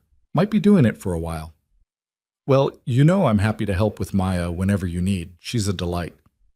After Mrs. Chen left, Ethan and Maya sat at the kitchen table eating cookies and going through her homework. She chattered about her day at school, about the friend drama in her second-grade class, about the upcoming school play where she desperately wanted to be a tree. Normal. Simple. Good. But Ethan couldn't fully engage. Part of his mind was still in that conference room, still planning raids and assessing threats. He hated that he was split like this, not fully present for his daughter because he was mentally preparing for violence. Daddy, Are you listening? Maya asked, pulling him back. Sorry, sweetheart. I'm listening now. Tell me again about the tree costume. That night, after Maya was in bed, Ethan sat at his laptop reviewing the files Agent Reeves had sent him. Surveillance photos of known associates, financial transactions that suggested money laundering, testimonies from recovered victims that detailed the scope of the operation's brutality. One testimony in particular caught his attention. A 19-year-old from Romania named Elena, who'd been promised work as a nanny, only to have her passport seized and be forced into prostitution. She described being held in what sounded like the Phoenix warehouse, guarded by armed men, subjected to systematic abuse and dehumanization. The clinical language of the report couldn't hide the horror. Ethan found his hands shaking with rage as he read, imagining if it had been Claire, if it had been, he couldn't even let himself think it, if it had been Maya someday. His phone rang. Mike Chen. You surviving your first day back in the game? Mike asked without preamble. It's not the game, it's consulting. Right, and I'm sure you spent all day drinking coffee and giving gentle suggestions. Despite everything, Ethan smiled. How'd you know about the coffee? I've met you, so what's the real situation? Ethan gave him the overview, the scope of the trafficking network, the planned raids, the timeline. Mike listened without interrupting, processing it all with the tactical mind of someone who'd spent 20 years in special operations. You're going to need backup, Mike said when Ethan finished. I've got the entire federal task force. I mean real backup. Someone who knows how you think, who can watch your six when things get complicated. Federal agents are great at their job, but they're not operators. You offering? I'm retired too, remember? But I know some guys who do private security work. Good guys, former teams, they could be available for protective detail or tactical support if needed. Ethan considered it. Having someone he trusted implicitly on standby wasn't a bad idea, especially if Maya needed security beyond what the government was providing. Let me think about it. Right now, the plan is for me to stay in an advisory role. Plans change. Just keep it in mind. After they hung up, Ethan walked through his house, checking locks and security as had become his nightly habit. The text threats from Saturday still nagged at him. He'd reported them to Agent Reeves, who'd assured him they were monitoring his home and phone, but that didn't make him feel much better. He paused at Maya's door, watching her sleep. She looked so small, so vulnerable. The idea that violence could reach her because of choices he'd made was intolerable. I won't let anything happen to you, he whispered. I promise. Tuesday morning came too early. Ethan was up at 5, running 6 miles through his neighborhood as the sun rose, trying to burn off the restless energy that hummed through his system. He hadn't slept well, too much coffee, too many scenarios running through his head. By 8, he was dressed and ready when Agent Chen picked him up for the warehouse reconnaissance. They drove in an unmarked sedan, Chen behind the wheel, both of them alert but casual. Did some more digging on our 3 suspects, Chen said as they navigated morning traffic. Volkov's talking a lot, but most of it's low-level stuff. He's trying to trade information for a lighter sentence, but he genuinely doesn't seem to know much about the higher levels of the organization. Compartmentalization, Ethan observed. Good operational security. The street guys only know what they need to know. Exactly. But Mendez, the heavy guy you took down, he's a different story. Turns out he was former Mexican Special Forces, but not just any unit. He was with GAF before they became the Zetas. Ethan whistled low. The Zetas were one of the most brutal cartels in Mexico, and their roots in elite military units made them particularly dangerous. So we're potentially dealing with cartel connections, Ethan said. Looks that way, which changes the threat assessment significantly. They drove into the industrial area where the warehouse was located, a sprawling complex of metal buildings and shipping containers. Chen slowed the car, both of them scanning the area with practiced eyes. The warehouse itself was a large corrugated metal structure, maybe 15,000 square feet. Loading docks on one side, offices on the other. Fencing around the perimeter, but not particularly secure. A few cars in the parking lot could be legitimate business or could be security. Drive past slowly, Ethan said. I want to see the sight lines. Chen complied, and Ethan noted everything. Camera positions, entry points, the condition of the fence, nearby buildings that could provide overwatch positions. His mind automatically cataloged it all. building a three-dimensional tactical map. There, he said quietly, pointing to a van parked near the loading dock. That's out of place. Wrong type of vehicle for this kind of facility. Could be legitimate delivery. Could be. Or it could be their security watching for surveillance. Ethan pulled out his phone, taking a few casual pictures as they drove past. We need to establish a pattern of life. See who comes and goes, when the shifts change, what kind of traffic the place gets. We've had intermittent surveillance, but resources are stretched thin. Then we make time. This place is too important to go in blind.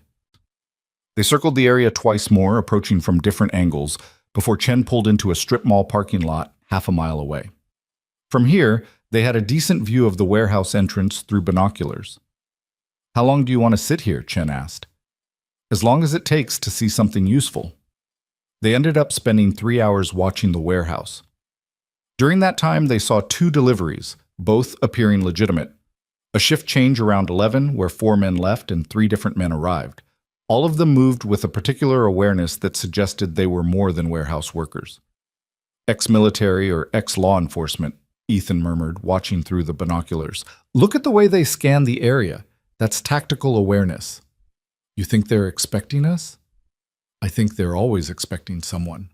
That's how you stay in business in this kind of work. Around noon, a black Escalade pulled up to the warehouse. 2 men got out, both wearing expensive suits, both moving with the confidence of people who expected deference. The warehouse workers immediately straightened up, body language shifting to something between respect and fear. Management, Chen said, already taking pictures with a telephoto lens. Ethan studied the 2 men carefully. One was tall, maybe 6'2", Anglo, gray hair, cut military short. The other was Hispanic, shorter but broader, moving with the fluid grace of someone who knew how to handle himself in a fight. Run those faces through your database, Ethan said. Those aren't street-level guys. They watched as the 2 men entered the warehouse, stayed for about 40 minutes, then emerged and drove away in the Escalade. The entire visit had the feel of an inspection, leadership checking on their operation. This is bigger than we thought, Chen said quietly. Yeah, and more organized. Ethan lowered the binoculars. We need to accelerate the timeline. If they're doing inspections, they're probably getting ready to relocate or restructure.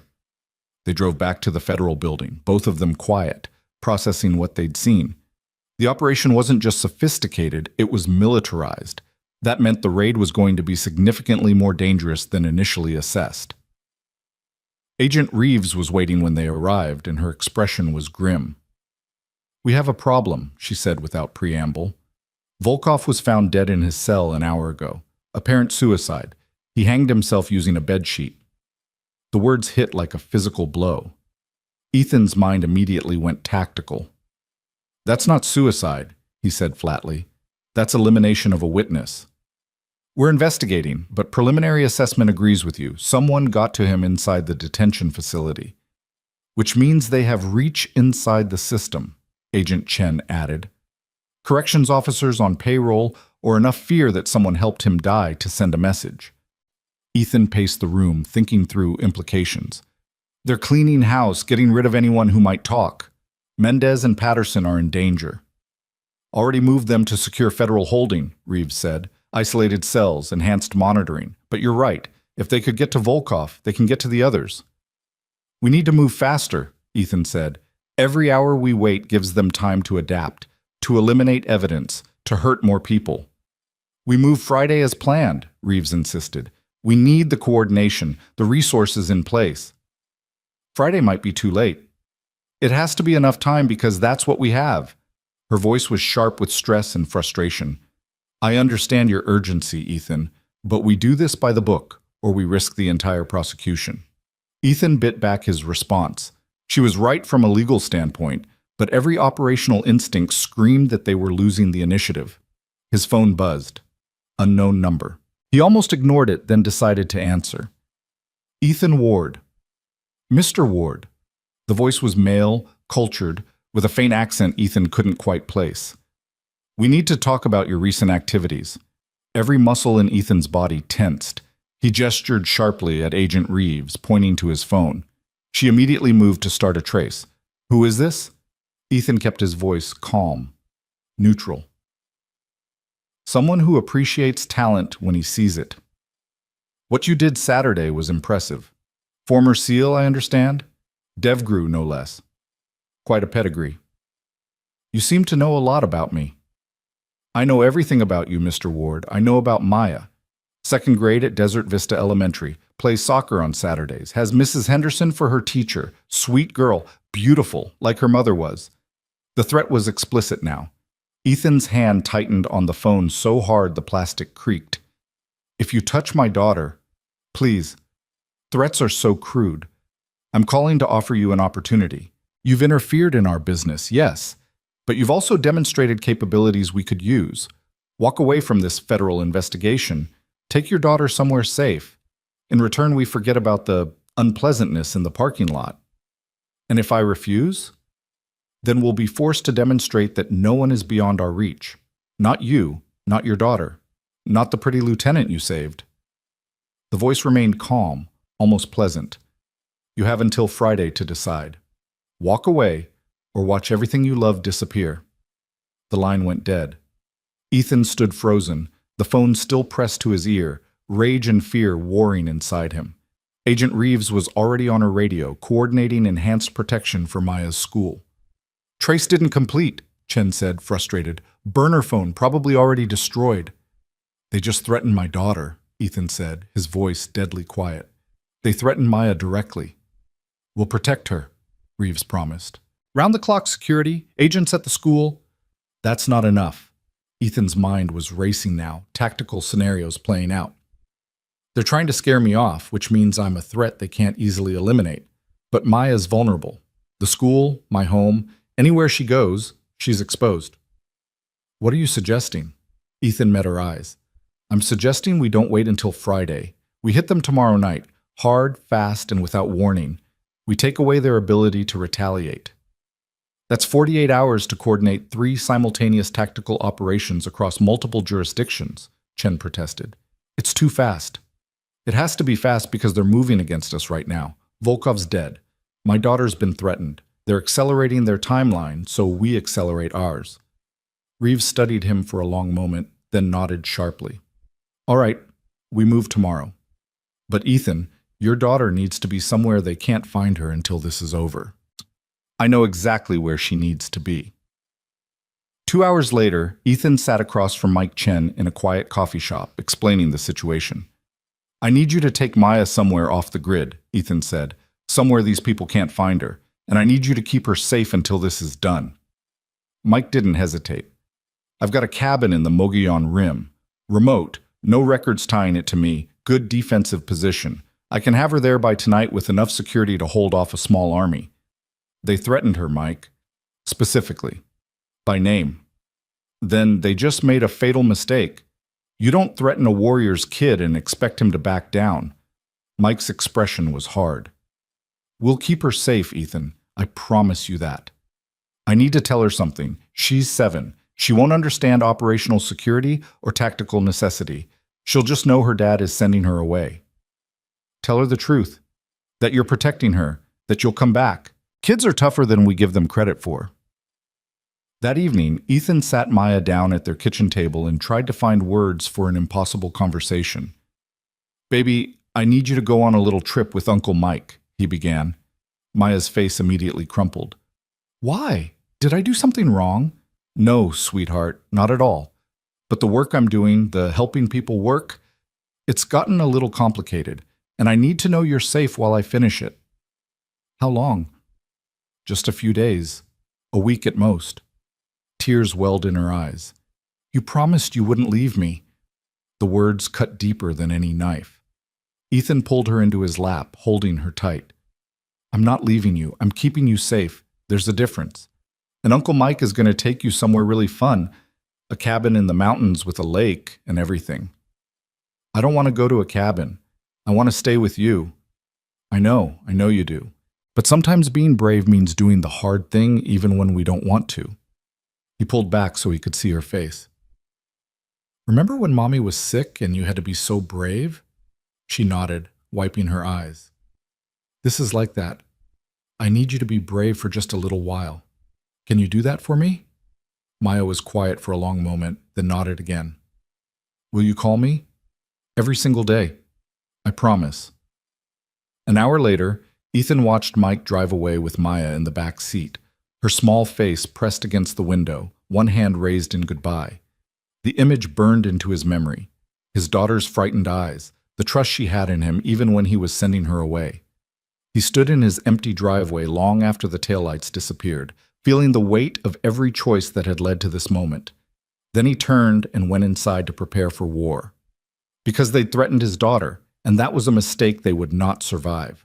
The house felt wrong without Maya in it. Ethan stood in her bedroom doorway at 11 p.m., staring at the empty bed with its carefully arranged stuffed animals, and felt the absence like a physical ache. Her nightlight still glowed softly in the corner, casting familiar shadows that now seemed hollow and accusing. He'd sent his daughter away to keep her safe, but the cost of that safety was written in every quiet corner of the house. His phone buzzed with a text from Mike. Arrived safely. She's asleep. Called for you twice but settled down. She's strong, Ward, like her old man.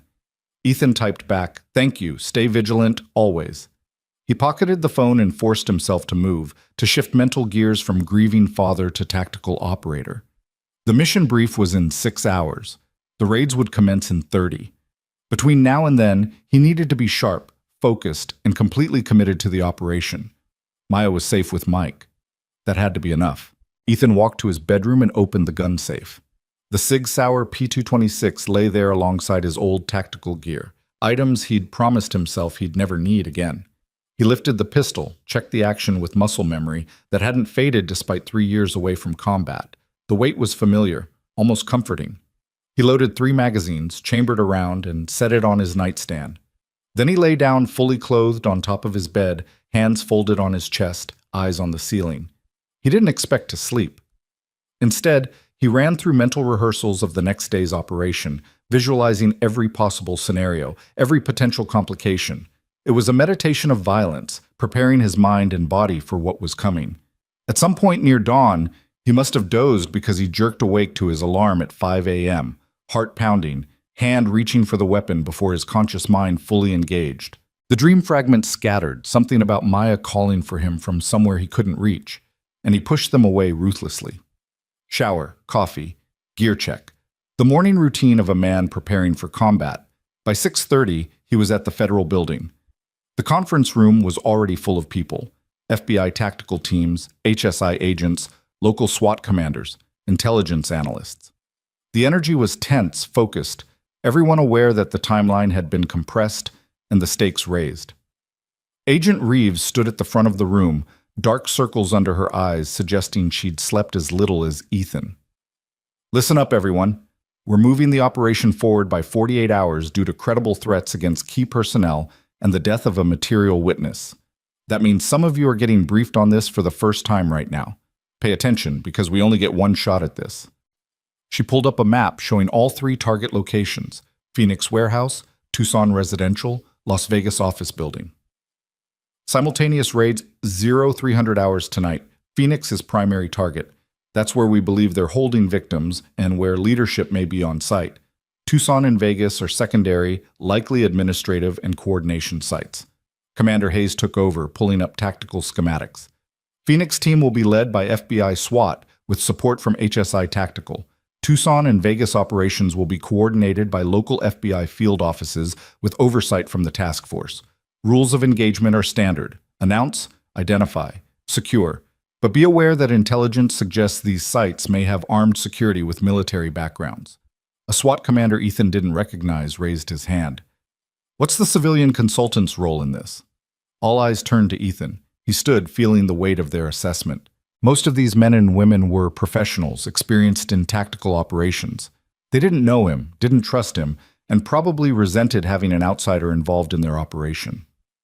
I'm here to provide specialized knowledge on how our targets think and operate, Ethan said evenly. Many of them have military or paramilitary backgrounds. I've spent 12 years learning how to predict and counter that kind of opposition. Agent Reeves has final tactical authority, but I'm available to consult on approach, threat assessment, and adaptive responses if things don't go according to plan. Have you been briefed on federal arrest procedures? Another agent asked, skepticism clear in his voice. I have. I'm also aware that I have no arrest authority and limited rules of engagement. I'm here to help you do your jobs more effectively, not to take over. Agent Chen spoke up from the back of the room. For those who don't know, Mr. Ward is the one who took down the 3 suspects that started this investigation. He did it in under 15 seconds, unarmed, while protecting a civilian. His tactical assessment has already improved our operational planning significantly. I suggest we listen to what he has to say. The room settled slightly, though Ethan could still feel the undercurrent of doubt. That was fine. He didn't need their trust, just their competence. The briefing continued for another 90 minutes, going over entry sequences, communication protocols, medical support, and contingency plans. Ethan listened carefully, identifying potential weaknesses in the plan and noting them for later discussion with Reeves. When the formal briefing ended and teams dispersed to prepare equipment and coordinate logistics, Ethan approached Reeves at the front of the room. Your SWAT team is good, he said quietly, but they're planning this like a standard building entry. That warehouse isn't standard. What are you seeing that they're not? They're assuming resistance will be at entry points, doors, windows, obvious access. But if I were running security for a trafficking operation in that building, I'd have secondary defensive positions deeper inside. Choke points, kill zones, places where an assault team gets funneled into a disadvantageous position. Reeves studied the warehouse schematic again. You think they've fortified the interior? I think they're professionals who've been doing this for years and who know law enforcement tactics. They'll have contingencies. Ethan pointed to the warehouse layout. Here, where the main floor opens into the office section. That's a natural bottleneck. Perfect place for a defensive position. And here, where the loading dock connects to the storage area. If they're smart, they've got reinforced positions covering those transitional spaces. So what do you recommend? Multiple simultaneous entry points. Don't give them a single axis to defend. Hit them from 3 directions at once. Main entrance, loading dock, and secondary access through the office section. Overwhelm their ability to coordinate a defense. That spreads our forces thin. Less thin than getting bottlenecked in a kill zone. Ethan met her eyes. I've been on both sides of this kind of operation. Trust me, surprise and speed are your best assets. The moment they understand what's happening, the moment they can organize a coordinated response, people start dying. Reeves was quiet for a moment, then nodded. I'll brief the SWAT commander on adjusting the entry plan. What else? Victim extraction. If there are women being held in that warehouse, the second we breach, they're going to be terrified. Possibly traumatized. Definitely not going to respond well to armed men in tactical gear shouting commands. You need a clearly identified extraction team, preferably including female agents, whose only job is to secure and evacuate victims. No dual-role assignments. Already planned for medical and victim services personnel. Good. One more thing. The 2 men we saw during reconnaissance yesterday. The ones in the Escalade.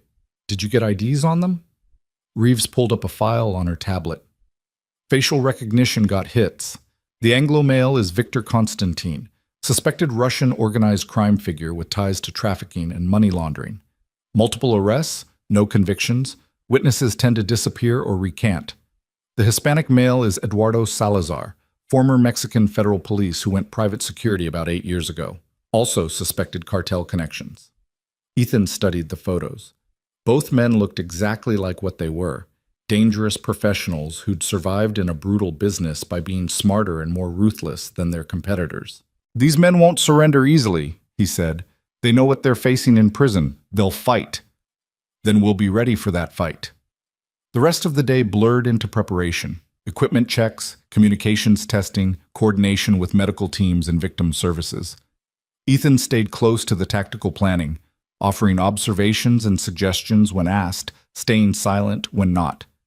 He could feel the SWAT team's initial skepticism gradually shifting to grudging respect as they realized his input was genuinely improving their operational plan. Around 4 p.m., Claire Brennan found him in the equipment room where he was helping inventory tactical medical supplies. Ethan, do you have a minute? They walked to an empty office. Claire closed the door and turned to face him, her expression serious. My father wanted me to tell you something, she said. After tonight, regardless of how it goes, you're done. No more operations, no more consulting. You walk away clean. That was always the deal. He also wanted me to say that if you feel compromised, if at any point you think your judgment is affected by the threats against Maya, no one will blame you for stepping back. Ethan's jaw tightened. Is that what you think? That I'm too emotionally invested to function? I think you're a father whose daughter was threatened by people we're about to raid. I think that would affect anyone's judgment. My judgment is fine. Is it? Because from where I'm standing, you pushed to accelerate this operation after they threatened Maya. You're sending agents into a potentially lethal situation 12 hours after someone told you they'd hurt your daughter if you didn't back off. That's not tactical thinking, that's personal. The words stung because they contained truth. Ethan forced himself to take a breath, to consider objectively whether his desire to strike back was clouding his assessment of the operation. You're right, he admitted. It is personal.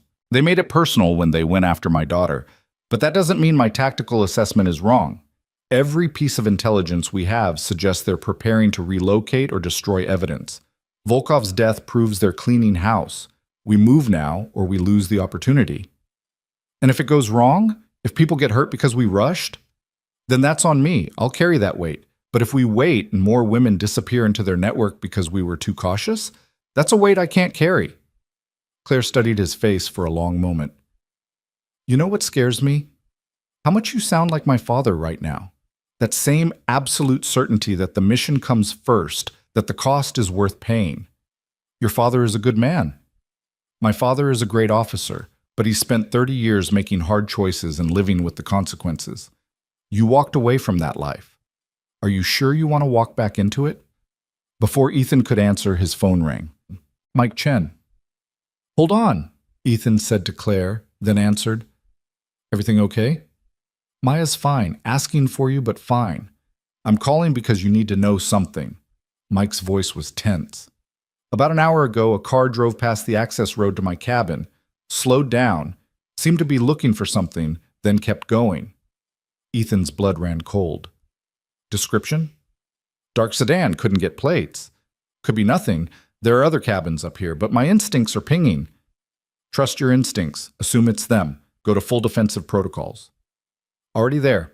I've got 2 other guys here now, both former teams, both fully armed. Anyone comes up that road with bad intentions, they're not getting through. But Ethan, if they found us this fast, their intelligence network is better than we thought. I know. Can you move locations? Not without potentially leading them to wherever we go. Right now this cabin is defensible and I know the terrain. We move. We're vulnerable during the transition.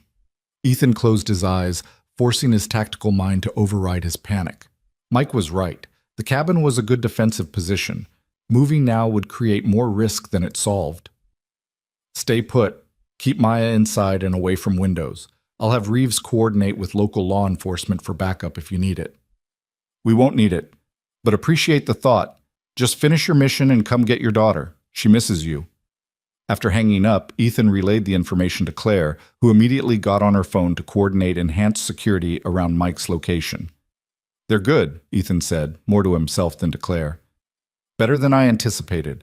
They found a location that's not in my name, that has no paper trail connecting it to me, in less than 24 hours. Which means they have resources, serious resources. Claire finished her call and looked at him grimly.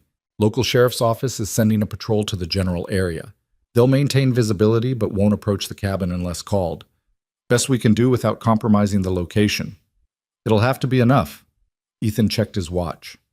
7 p.m., 8 hours until the raids commenced. 8 hours of sitting and waiting while his daughter was in potential danger, and his mind churned through worst-case scenarios. The evening briefing at 9 p.m. was tense.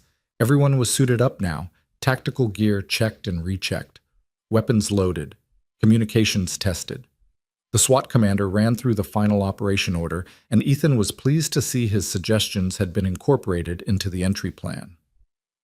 Agent Reeves pulled Ethan aside as the briefing concluded. You're riding with the command vehicle.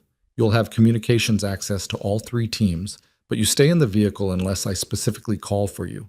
Clear? Crystal. I mean it, Ethan. You're not an operator on this mission. You're a consultant who stays back and provides advice over the radio if needed.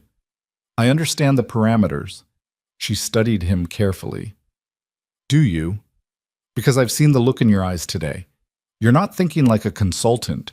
You're thinking like someone about to go into combat. Old habits. Old habits get people killed when they override training and procedures. I need you focused and objective, not personally invested in looking for payback. Ethan met her gaze steadily. Agent Reeves, I spent 12 years conducting operations in hostile territory against enemies who wanted me dead. I know how to compartmentalize.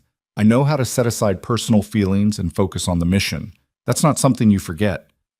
I hope you're right.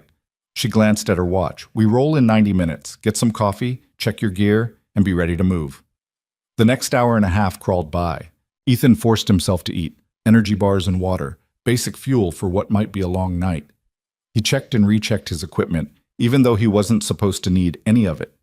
Tactical vest with plates, communications headset, medical kit, flashlight, and against all protocols, the Sig Sauer concealed in a hip holster under his jacket. If something went wrong, if the situation deteriorated and lives were at stake, he wanted options. At midnight, the convoy rolled out. 3 separate tactical teams heading to 3 separate targets, coordinated to hit simultaneously at 3 a.m. Ethan rode in the command vehicle with Agent Reeves, Commander Hayes, and the communications coordinator. The atmosphere was tense but controlled, everyone running through mental checklists and final preparations. The drive to the warehouse district took 20 minutes.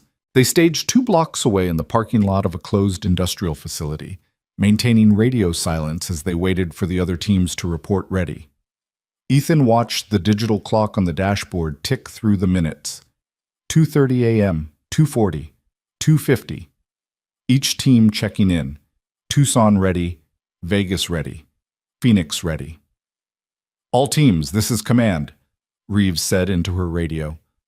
Stand by for synchronized assault. Time check on my mark. Mark, T-minus 10 minutes. The final countdown began.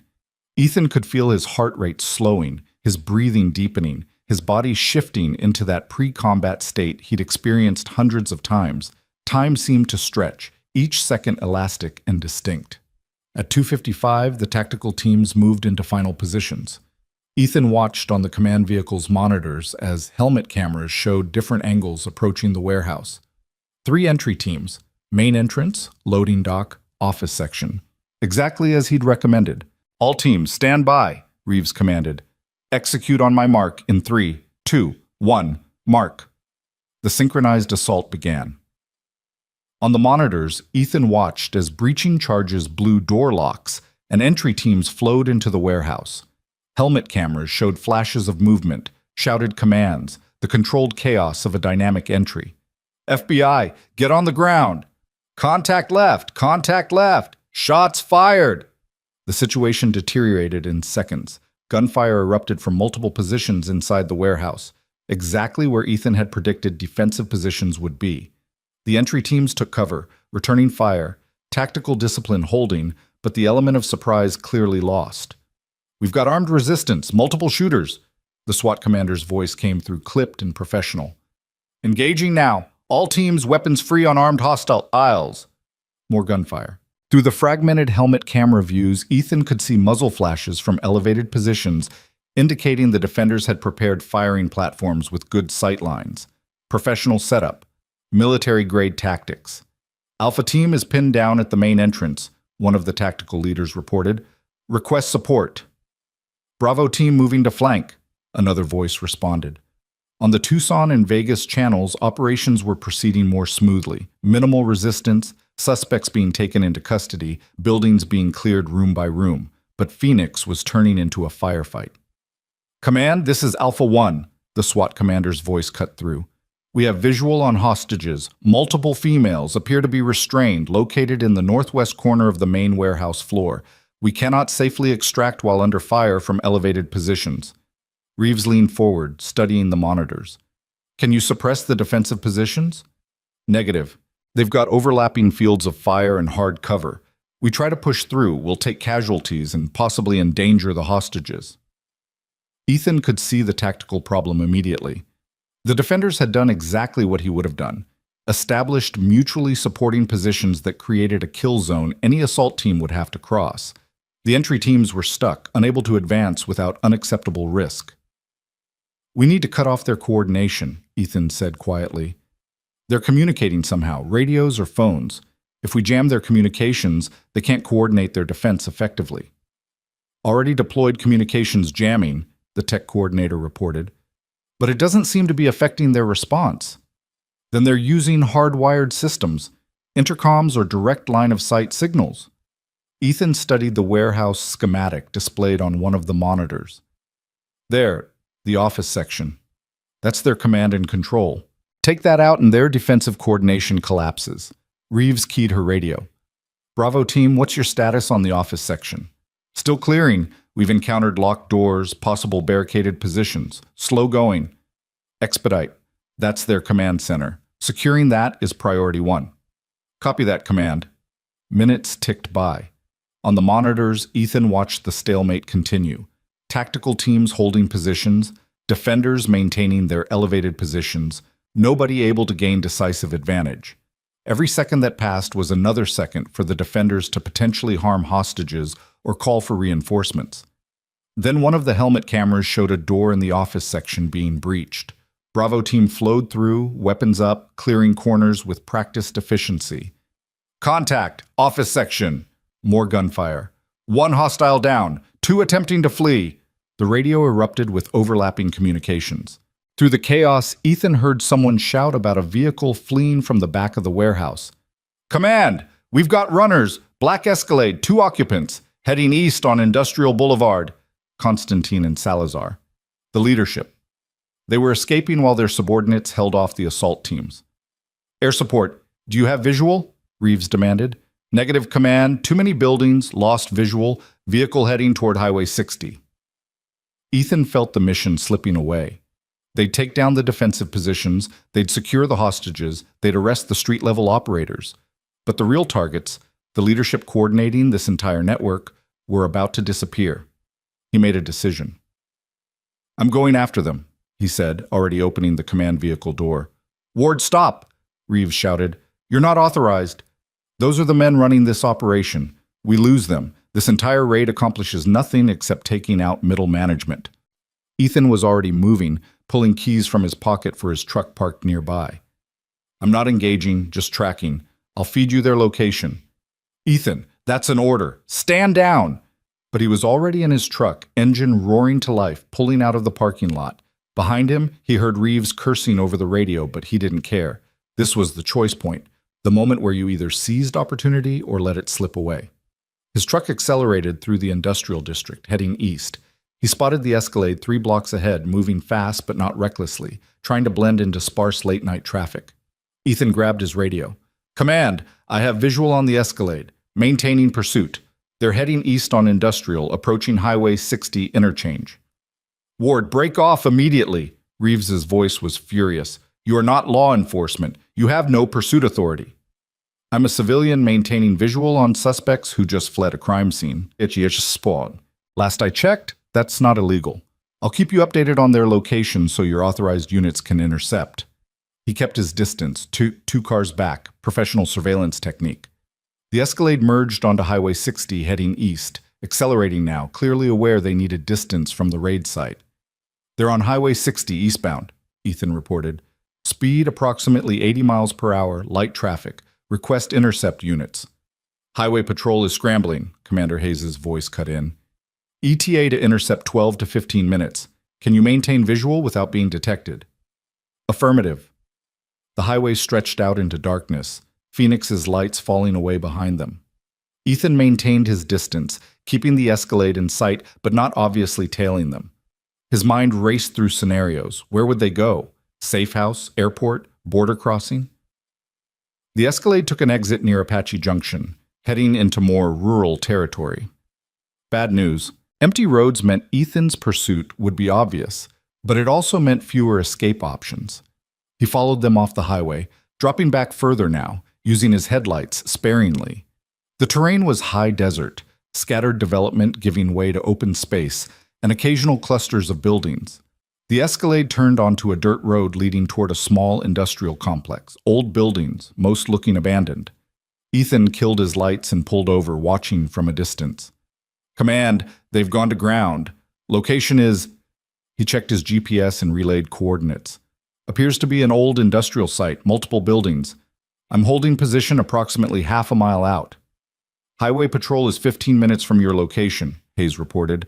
"Local sheriff's department is closer. ETA 8 minutes. Maintain observation, but do not engage." "Copy that." Ethan grabbed binoculars from his truck and moved on foot toward a small rise that would give him a better vantage point. The Escalade had parked near one of the larger buildings, a corrugated metal structure similar to the warehouse they'd just raided. Through the binoculars, he watched as Constantine and Salazar exited the vehicle.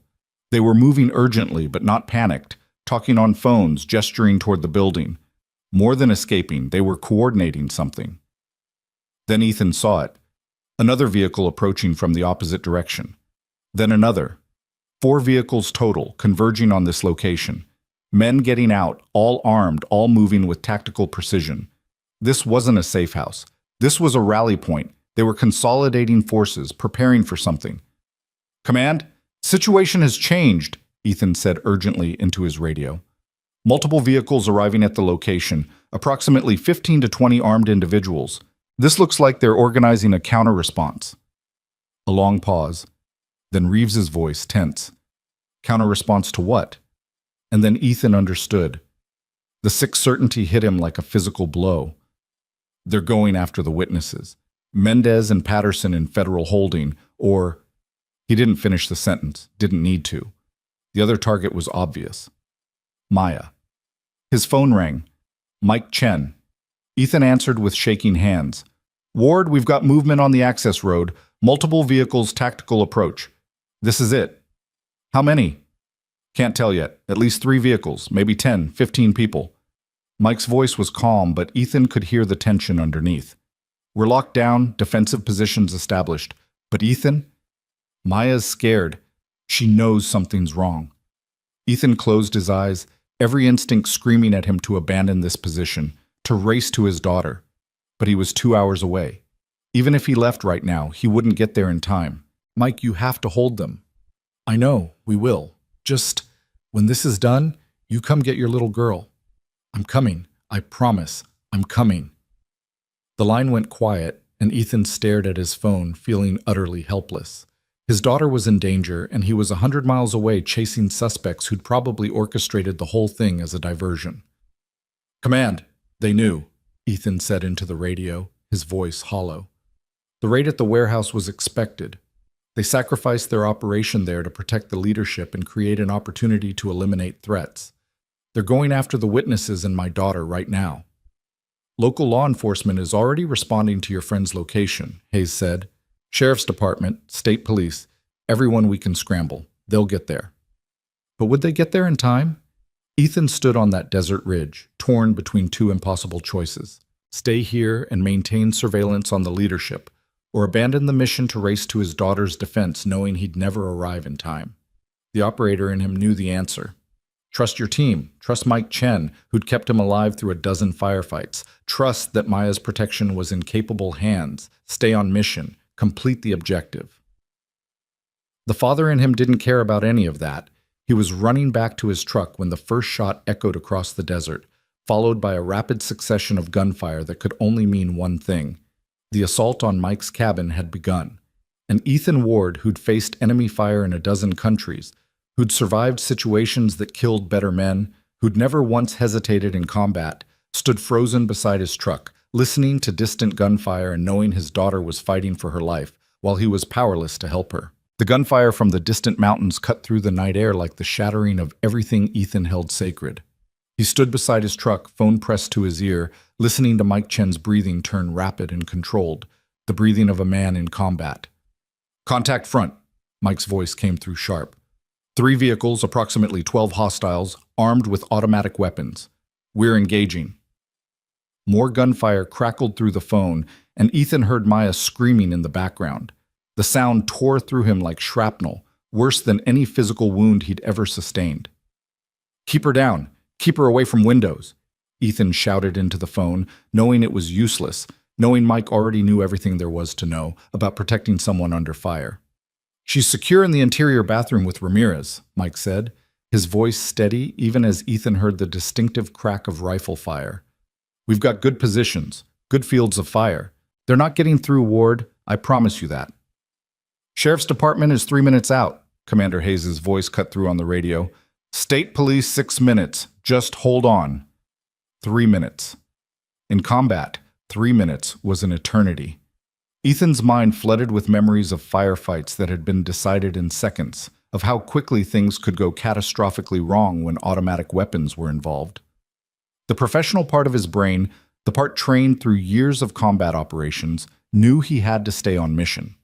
The leadership elements here at this industrial site were the key to dismantling the entire network. If they escaped, if they disappeared back into the shadows, everything they'd sacrificed tonight would be for nothing. But the father in him was screaming to move, to act, to do anything except stand here useless while his daughter was in danger.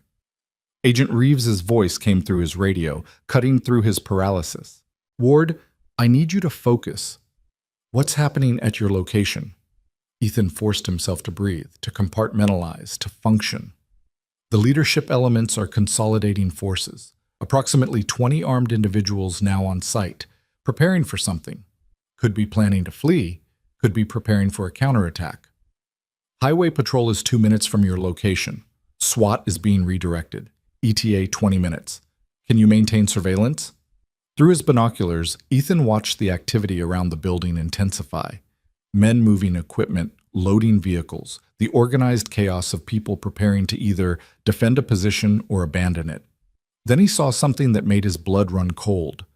2 of the men were pulling a commercial-grade jerry can from one of the vehicles, the kind used to transport large quantities of fuel. Another man emerged from the building carrying what looked like boxes of documents. "They're destroying evidence," Ethan said into the radio. "Planning to burn the building. Command, whatever's in there, records, computers, evidence, we're about to lose it all." A string of curses came through from Reeves. "Highway patrol needs to intercept before they torch it. Where are Constantine and Salazar?" Ethan scanned the area, finding the 2 leadership figures standing near the Escalade, deep in conversation. Constantine was on a phone, gesturing emphatically. Salazar was checking a weapon, his body language suggesting a man preparing for violence rather than flight. "They're still on site, but preparing to move. My assessment is they'll torch the building and scatter in the next 5 to 10 minutes. Then we're out of time." Ethan's phone vibrated with an incoming call even as Mike was still on the line. He glanced at the screen and his heart stopped. It was Maya's number, the phone he'd given her for emergencies only. "Mike, Maya's calling me." "Answer it. We're okay for the moment. They're regrouping after the first assault." Ethan switched lines, his hands shaking.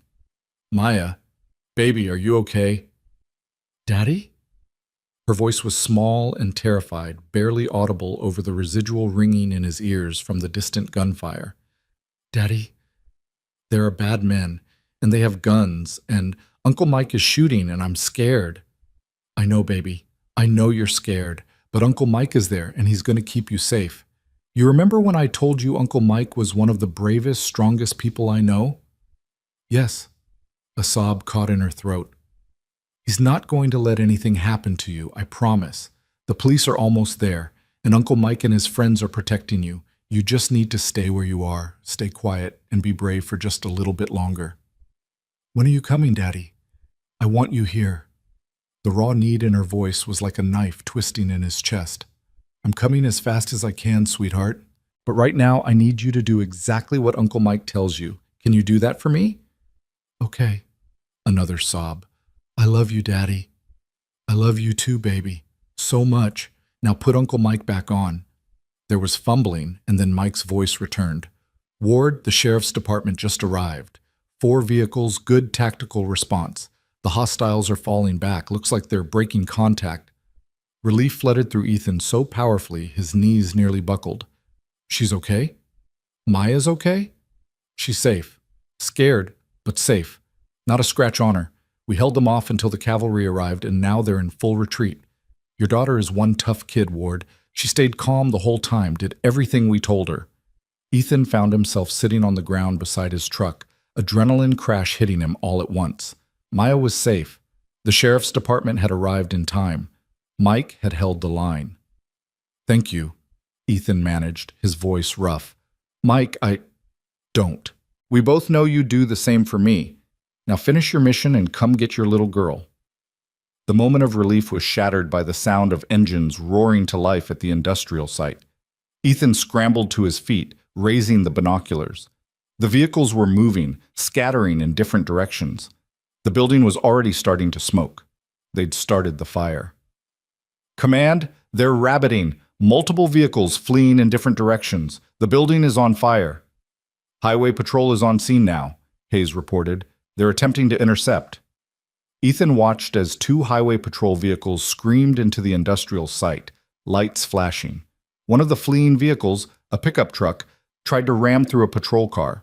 The impact sent both vehicles spinning, and armed men poured out of the truck, opening fire on the highway patrol officers. The night erupted into chaos. Muzzle flashes lit up the darkness as a full-scale firefight broke out. Ethan could see the highway patrol officers taking cover behind their vehicles, returning fire, but they were outnumbered and outgunned. And through it all, the black Escalade with Constantine and Salazar was moving, taking advantage of the chaos to head in the opposite direction, away from the firefight, toward the open desert. They were going to escape. Ethan made a decision that he knew would either end his consulting contract or possibly his freedom. He drew his Sig Sauer, checked the chamber, and started moving toward the fleeing Escalade on foot. The terrain was rough, desert scrub and rocky ground, but it provided cover, and he knew how to move through it. The Escalade was following a dirt track that wound through the area, and Ethan's angle of approach would intersect with their route. He had maybe 30 seconds before they passed his position. His radio crackled. "Ward, what's your position?" Reeves sounded frantic. "Pursuing the leadership element on foot. They're attempting to flee during the firefight. Stand down. You are not authorized for pursuit or engagement." "Then authorize me." "That's not how this works." Ethan didn't respond. The Escalade was approaching his position, headlights cutting through the darkness. He moved to a position beside the dirt track, using a large boulder for cover, and waited. Everything slowed down. His breathing steadied. His hands were rock solid on the pistol. This was the space between heartbeats where operators lived, where time stretched and training took over. The Escalade roared past his position. Ethan stepped out from cover and fired 3 precise shots into the left rear tire. The tire exploded and the vehicle swerved, the driver fighting for control on the loose dirt. The Escalade fishtailed, nearly rolled, and finally came to rest nose first in a shallow ravine. Ethan was moving before the vehicle fully stopped, approaching from the passenger side rear, weapon up and ready. The doors flew open and both occupants emerged. Salazar from the driver's side, Constantine from the passenger side, both armed. "Federal agent, drop your weapons," Ethan shouted, the lie coming easily because it was the right tactical call to potentially make them hesitate. Salazar didn't hesitate. He came up shooting, automatic pistol spitting fire. Ethan dove behind the Escalade's rear quarter panel as bullets sparked off metal. He counted the shots, 8, 9, 10, then rolled out and fired twice. Both rounds caught Salazar center mass and he went down hard. Constantine had circled around the front of the vehicle, trying to flank. Ethan saw the movement and adjusted, their weapons coming up simultaneously. For a frozen moment, they faced each other across the hood of the crashed Escalade, both armed, both professional enough to know that whoever fired first would likely be the only one to walk away. "You're good," Constantine said, his accented English calm despite the situation. "Very good. Former military, yes? Special operations?" "Drop the weapon," Ethan said. "It's over." "Over?" Constantine smiled without humor. This is just one operation. You think stopping us here changes anything? There are a dozen more networks, 100 more. We are a business that meets demand. You cannot arrest demand." "I can arrest you." "Can you? I see no badge, no backup, no authority. You are just a man with a gun, trying to be hero for a cause that will never end." Sirens were approaching in the distance. The cavalry was coming. Ethan just needed to keep Constantine talking for another minute, to de-escalate enough to take him alive. There's a young woman named Elena, Ethan said, keeping his voice level, his weapon steady. 19 years old, from Romania. She came here because you promised her a job as a nanny. You took her passport, locked her in a warehouse, and destroyed her life. That's not business. That's slavery. Something flickered across Constantine's face. Not remorse, but calculation. And how many girls like Elena does America destroy every day with its policies, its wars, its interference? You think you have moral high ground? You're just another soldier who follows orders and tells himself he is righteous. The difference is I'm not holding innocent people prisoner. No, you just kill them from drones and call it collateral damage. The sirens were closer now, less than a minute away. Constantine heard them too, and Ethan saw the moment when the man made his decision. His finger tightened on the trigger. Ethan fired first. A single shot that took Constantine in the right shoulder, spinning him around and sending his weapon flying. The Russian went down hard, cursing in his native language, clutching his shoulder. Ethan moved quickly, kicking Constantine's weapon away, checking Salazar, who was unconscious but breathing. The ballistic vest under his jacket had absorbed most of the impact. Both men were neutralized, alive, and would face justice. Highway patrol vehicles screamed into the area, officers pouring out with weapons drawn, shouting commands. Ethan immediately dropped his weapon and raised his hands, knowing how this looked, knowing he'd just created a massive legal and procedural nightmare. I'm Ethan Ward, civilian consultant with FBI Task Force, he called out. These are suspects in a federal trafficking investigation. I've engaged them after they fled the primary raid site and opened fire on law enforcement. The officers swarmed him, patting him down, securing his weapon, running through their procedures. Within minutes, Agent Reeves arrived on scene, her face a mixture of fury and relief. Are you insane? She hissed at him.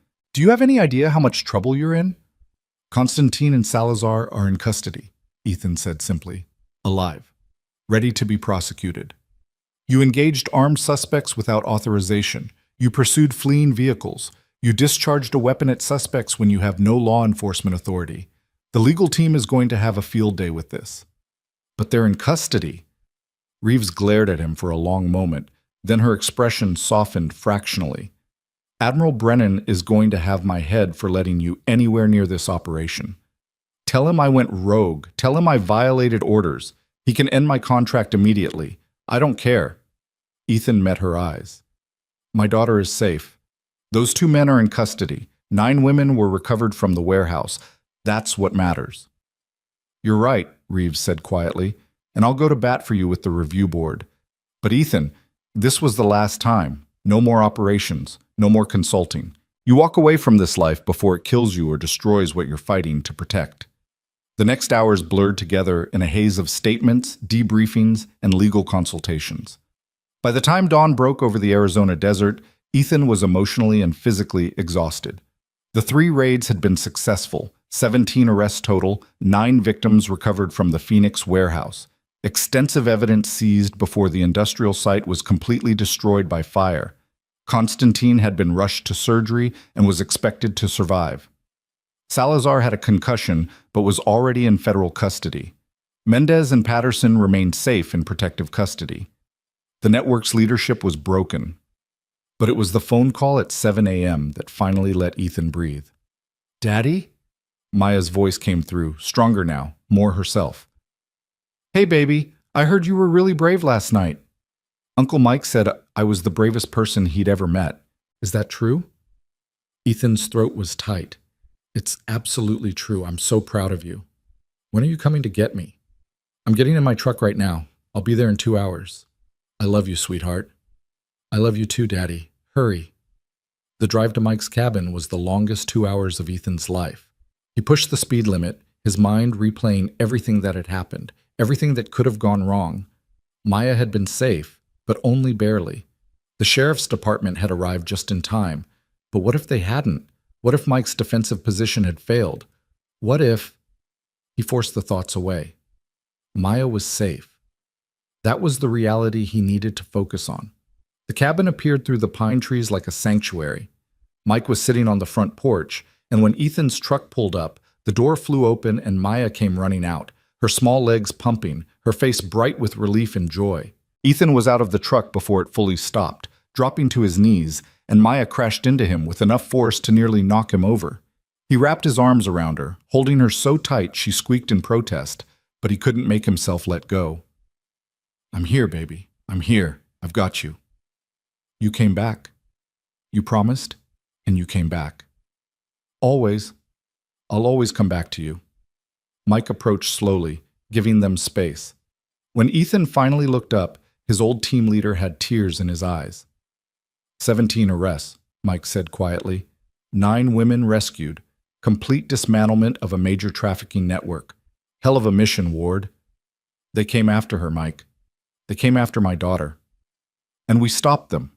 That's what matters. You did the right thing. It was the hard thing, but it was right.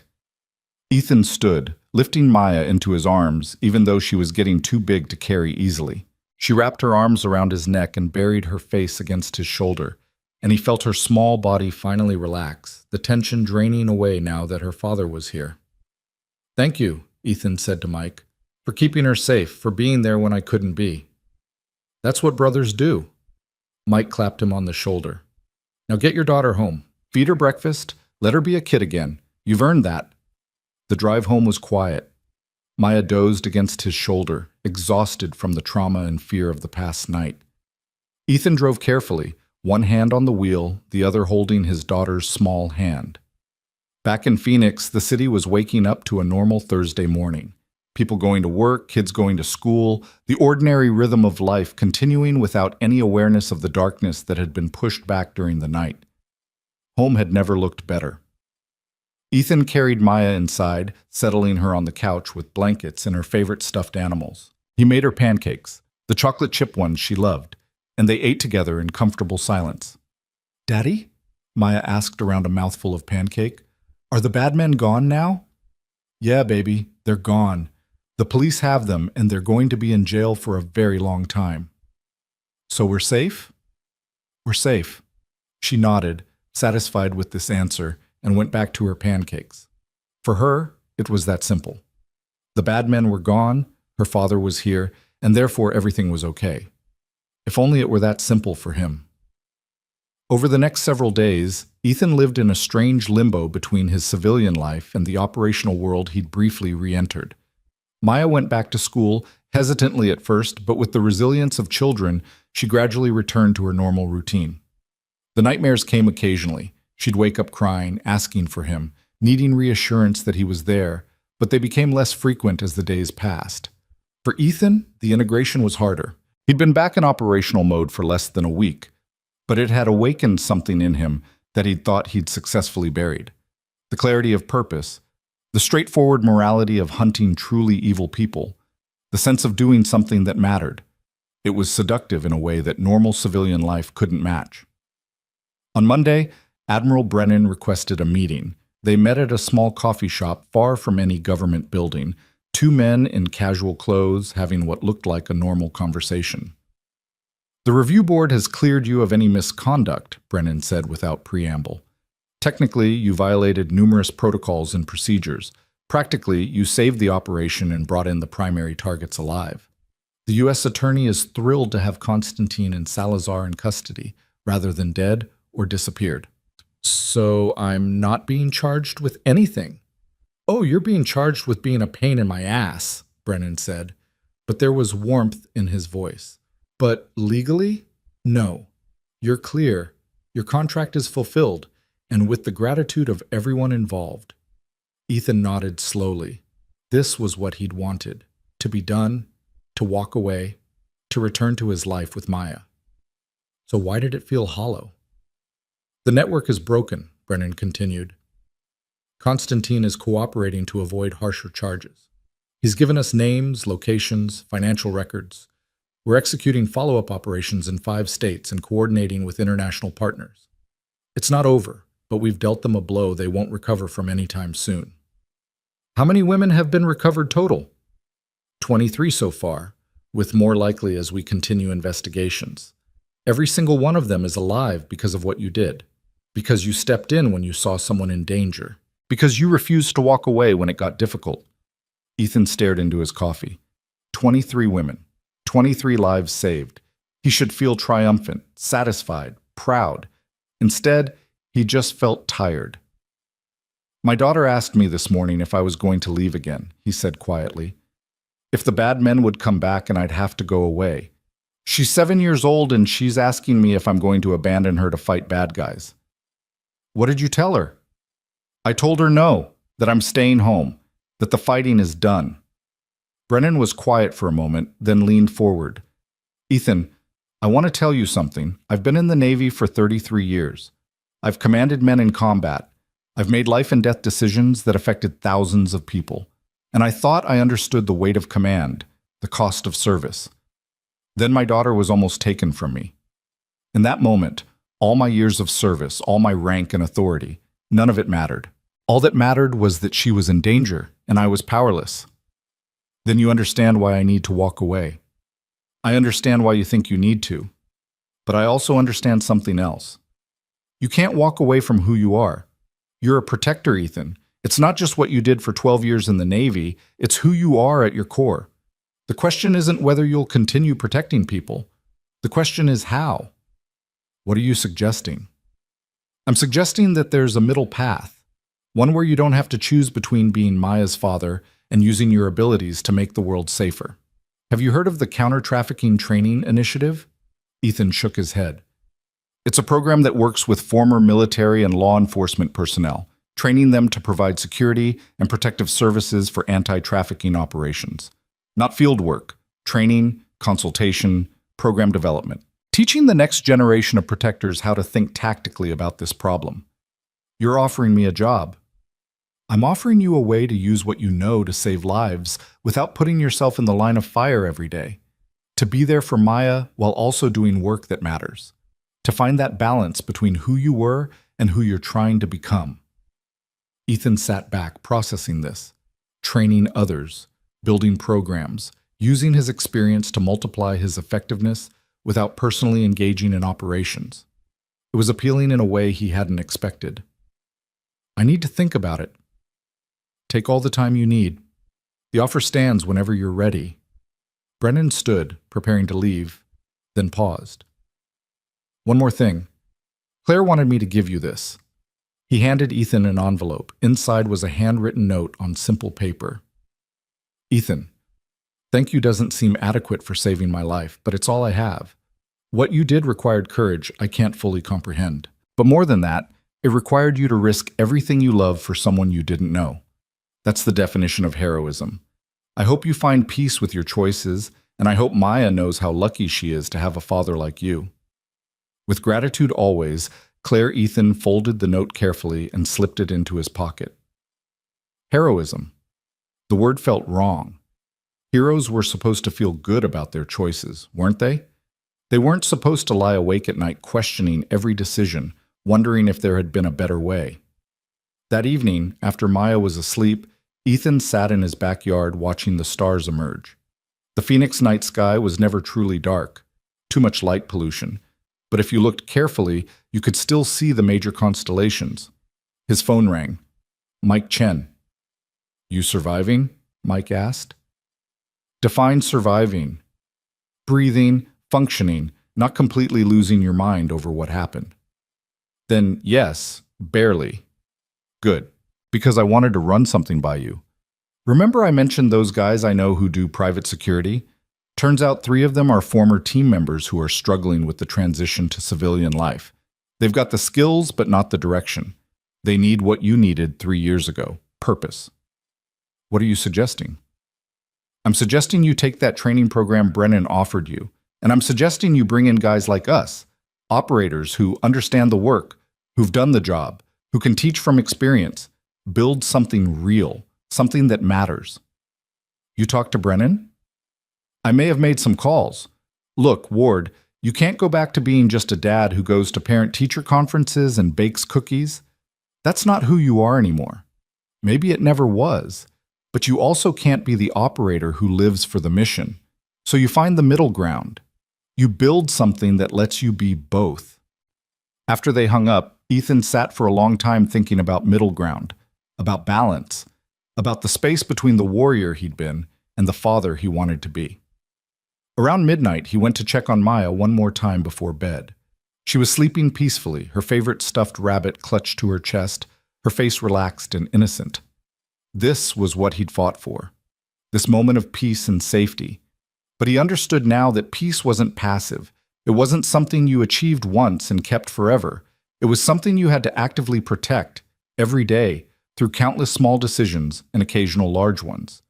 The question Brennan and Mike had posed wasn't whether Ethan would continue fighting. It was how he would choose to fight. Would he do it reactively, waiting for crisis to pull him back in? Or would he do it proactively, on his own terms, in a way that let him be both protector and father? Standing in his daughter's doorway, watching her sleep, Ethan Ward made a decision. Not the easy decision, not the safe decision, but maybe, finally, the right decision. He would take the training position. He would build something that mattered. He would teach others how to fight this kind of darkness so that he didn't have to fight it alone. But he would do it in a way that let him be here for Maya, to see her grow up, to be present for the important moments, to be the father she deserved. The operator and the father didn't have to be separate people. They could be integrated, each part strengthening the other. The skills that made him effective in combat, discipline, planning, commitment, could make him effective as a father. And the love that drove him to protect his daughter could be the foundation for protecting others. It wouldn't be easy. There would be hard days, difficult choices, moments when the balance felt impossible to maintain. But for the first time since that Saturday afternoon in the parking lot, Ethan felt like he could see a path forward, a path that didn't require him to choose between the man he'd been and the man he wanted to become, a path that let him be both. He walked quietly into Maya's room and kissed her forehead, careful not to wake her. "I'm going to do better," he whispered. "I'm going to figure out how to keep you safe and keep the world a little bit safer too. I promise." Outside, the Phoenix night was quiet. The stars wheeled overhead in their ancient patterns. Somewhere in the darkness, other victims were suffering, other traffickers were plotting, other evil was unfolding. The fight would never truly be over. But tonight, in this house, one little girl slept safely because her father had made hard choices and lived with the consequences. And tomorrow, Ethan Ward would begin building something that could multiply that safety, that protection, that small victory over darkness. Not as a warrior, not as just a father, but as both, integrated and whole, finding his way forward one difficult decision at a time. The mission wasn't over. It had just evolved into something more sustainable, more meaningful, more aligned with the man he was becoming. And that, finally, felt like peace. 6 months later, Ethan stood in front of a classroom of 20 former military personnel, all of them struggling with the same question he'd faced in that parking lot. How do you translate combat skills into protecting the innocent without losing yourself in the process? The training facility was located outside Scottsdale, a converted warehouse that bore no resemblance to the trafficking site they'd raided. Here, the space was filled with hope instead of darkness, purpose instead of exploitation. The walls displayed photos of successful operations, recovered victims who'd agreed to share their stories, and the faces of the team members who'd made it possible. Counter-trafficking work isn't about kicking down doors and shooting bad guys, Ethan said, pacing in front of the class. Though sometimes it includes that. It's about understanding systems, identifying vulnerabilities, and dismantling networks piece by piece. It's about patience, intelligence gathering, and building cases that actually hold up in court. A hand went up. The man was former Marine Corps, probably late 20s, with the restless energy of someone who missed the clarity of combat. "With respect, sir, that sounds like police work. We were operators. Why do they need us for this?" Ethan had asked himself the same question countless times. Because the people running these networks aren't street criminals. They're professionals. Many have military or paramilitary backgrounds. They think tactically, they plan operationally, and they understand security. To beat them, you need to think like them. That's where you come in. He pulled up a case study on the screen, a recent trafficking operation that had been disrupted in Nevada. This network moved 17 women across 3 states over 4 months. Standard law enforcement approaches failed repeatedly. You know why? Because the traffickers anticipated every move. They knew surveillance patterns. They knew arrest procedures. They understood the legal system's limitations. Another hand, this one from a former Army Ranger, older, with the weathered look of someone who'd done multiple combat tours. So how do you beat them? You outthink them. You use your training not to assault positions, but to identify weaknesses in their operational security. You apply the same planning skills you used in mission prep to building legal cases. You become the weapons that former operators like yourselves can't defend against, because you understand them completely. The class continued for another 2 hours, covering everything from behavioral analysis to evidence collection to trauma-informed victim interaction. Mike Chen co-taught, bringing his own experiences and perspective. 3 other former team members rounded out the instruction staff, each bringing specialized knowledge. When the session ended and the students filed out for their break, Claire Brennan appeared in the doorway. She visited occasionally, consulting on intelligence aspects of the training program. She'd been promoted to lieutenant commander and was now running anti-trafficking operations for naval intelligence across the southwestern United States. "That was good," she said, entering the classroom. "You're getting better at this, more confident." "I'm getting used to it," Ethan corrected. "Not sure I'll ever be confident standing in front of people talking instead of doing." "That's exactly what makes you effective. You're not some academic theorist. You're someone who's done the work, made the hard calls, lived with the consequences." She paused. "How's Maya?" "Good. Really good, actually. She's got a soccer game this afternoon that I'm leaving early for. 3rd grade championship." "You never miss those, do I understand correctly?" "Not a single one. That's the deal I made with myself. Training happens during school hours. Evenings and weekends belong to her. It's not always easy, but it's non-negotiable." Claire smiled. "My father says you've been turning down consulting requests from other agencies." "I have. This is my contribution. Training the next generation. I don't need to be in the field anymore." "Don't need to, or don't want to?" Ethan considered the question carefully. 6 months ago, he would have said both. Now, having found this middle path, the answer was more nuanced. "I miss it sometimes," he admitted. "The clarity, the direct action. But then I go home to Maya, help her with homework, listen to her talk about her day, and I remember why I chose this instead. She's only going to be young once.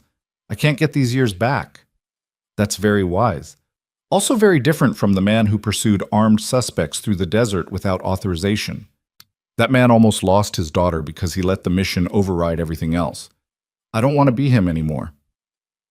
They walked together to the break room where Mike was already holding court with several students, telling war stories that were probably only half true, but entirely effective at building camaraderie.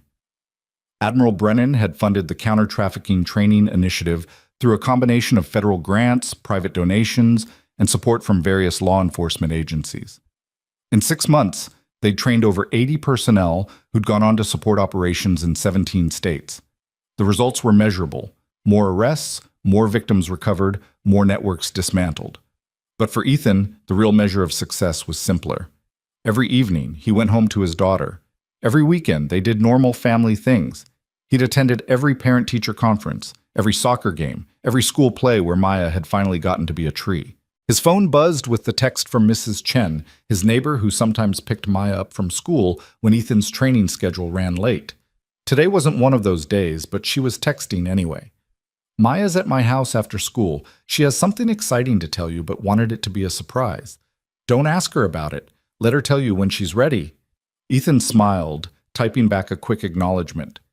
These small mysteries of childhood, the excitement over things adults might find mundane, the joy in sharing news on her own timeline, were precious. He'd almost missed all of this by staying stuck in operator mode. The afternoon session focused on legal frameworks and working with prosecutors. It was dry material but essential. Too many operations failed not because of tactical mistakes, but because evidence wasn't properly collected or chain of custody was broken. Ethan had brought in an assistant U.S. attorney who'd prosecuted dozens of trafficking cases, and she was walking the students through what made cases winnable. When training finally concluded at 3 p.m., Ethan drove straight to Maya's school. The soccer field was already filling with parents, the 3rd grade teams warming up in their mismatched uniforms. He spotted Maya immediately, number 7, her ponytail bouncing as she practiced dribbling with her friends. She saw him and her face lit up with that pure childhood joy that made everything else worthwhile. She ran over to the sideline. "Daddy, you came!" "Of course I came. Wouldn't miss it for anything. You ready to win this thing? We're going to destroy them." She said it with such fierce determination that Ethan had to suppress a laugh. Competitive spirit clearly ran in the family. "That's my girl. Go warm up. I'll be right here cheering." As she ran back to her team, another parent approached, Jeff Morrison, father of Maya's best friend Emma. They'd become friendly over the season, bonding over their daughter's friendship and their shared confusion about the complexities of third-grade social dynamics. "Ethan, good to see you. Heard you started some kind of training program?" "Yeah, working with veterans transitioning to civilian security work, keeping me busy." "That's great, man. Better than the consulting work you were doing before, I hope. Maya mentioned you were gone for a few days back in the fall. She was pretty worried about you." Ethan felt a familiar pang of guilt. Maya had been with Mike during that time, safe but separated from her father when she'd needed him most. The memory would probably haunt him forever. "This new work lets me be home every night," Ethan said. "That's what matters." The game started and Ethan lost himself in the simple pleasure of watching his daughter play. She was fearless on the field, diving for balls, defending aggressively, working with her teammates. When she scored the winning goal in the final minutes, the entire sideline erupted in cheers. Maya jumped up and down, her teammates mobbing her, pure happiness radiating from her small frame. This, Ethan thought, this is what I was protecting. Not some abstract concept of justice or freedom, but this specific moment of joy for this specific child. After the game, Maya was buzzing with excitement, talking nonstop about the goal, the game, her friends. They stopped for ice cream, a tradition after wins, and sat outside in the warm Arizona evening. "Daddy, Mrs. Chen said I shouldn't tell you my news yet, but I can't wait anymore," Maya said, chocolate ice cream smeared on her chin. "Okay, hit me with it." "We're doing a school project about heroes, real heroes, not superheroes, and I wrote about you. About how you saved that lady and helped catch bad guys. My teacher said it was really good, and she wants me to present it to the whole class." Ethan's throat tightened. He'd never told Maya the full details of what had happened, just the basic outline. He'd helped someone in danger, worked with police to catch criminals, and made sure bad people couldn't hurt anyone else. He'd deliberately downplayed his role, not wanting her to see him as some kind of action hero. "Baby, I'm not sure I'm the right person to write about for a hero project."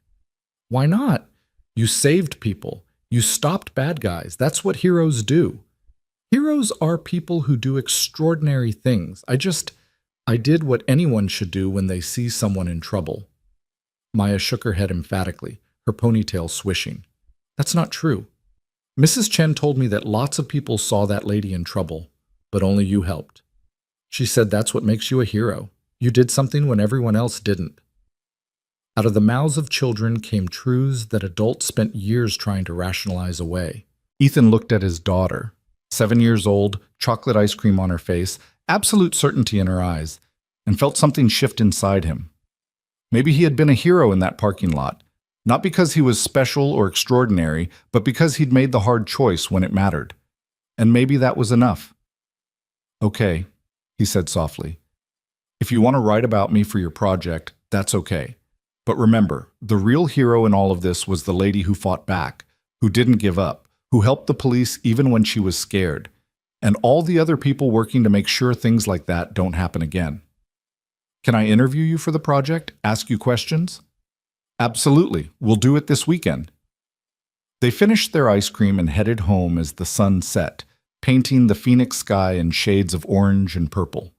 At home, Maya immediately started working on her project while Ethan made dinner. Spaghetti, her favorite. The domestic routine was comfortable, familiar, grounding. His phone rang while he was draining pasta. Mike Chen.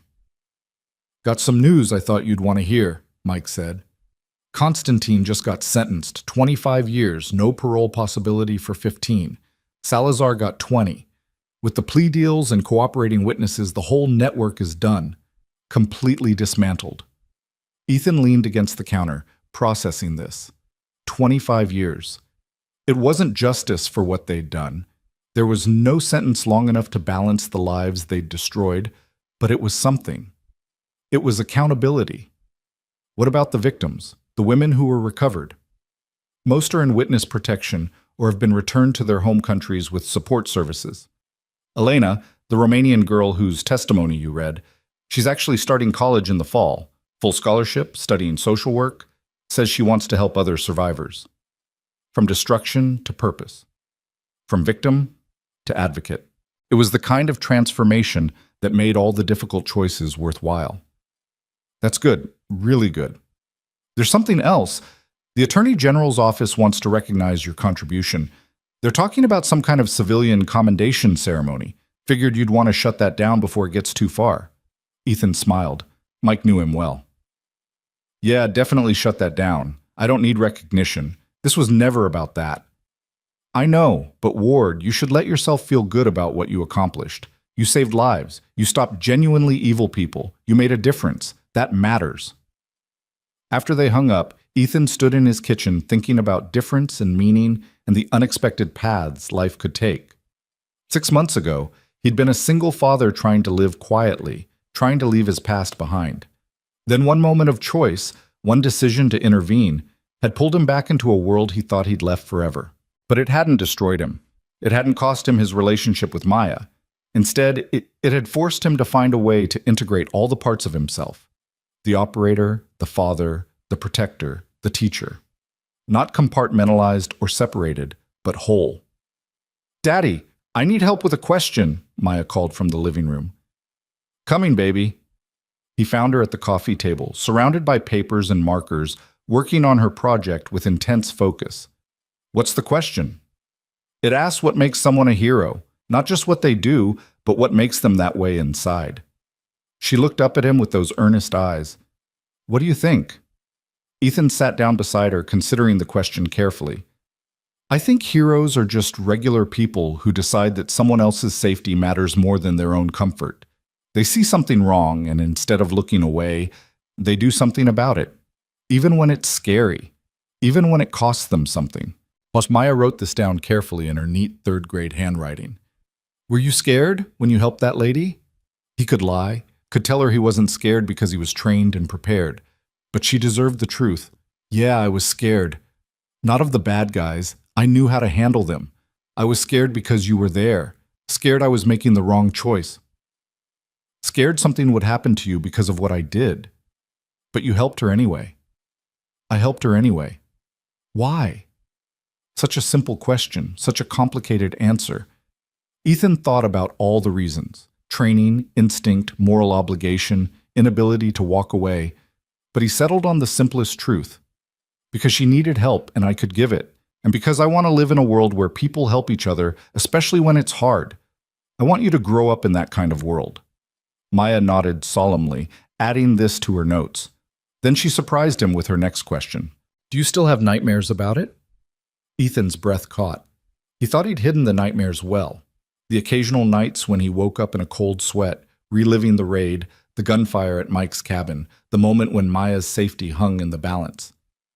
"Sometimes," he admitted. "How did you know?" "I hear you sometimes at night, walking around, checking my room." She said it matter-of-factly, without fear or judgment. "I have nightmares too. About the cabin, about the bad men. But then I remember you came back like you promised, and I can go back to sleep." The simple resilience of children never ceased to amaze him.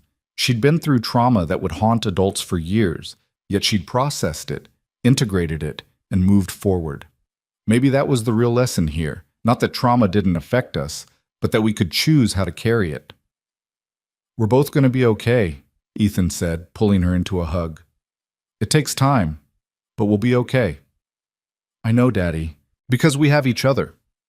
The weekend came and Ethan devoted Saturday to helping Maya with her project. They went through photos, carefully selected ones that didn't show any violence or danger, and she interviewed him with questions she'd prepared. Her perspective on the events was refreshingly uncomplicated. Bad people were doing bad things. Her daddy stopped them, and now those people couldn't hurt anyone else.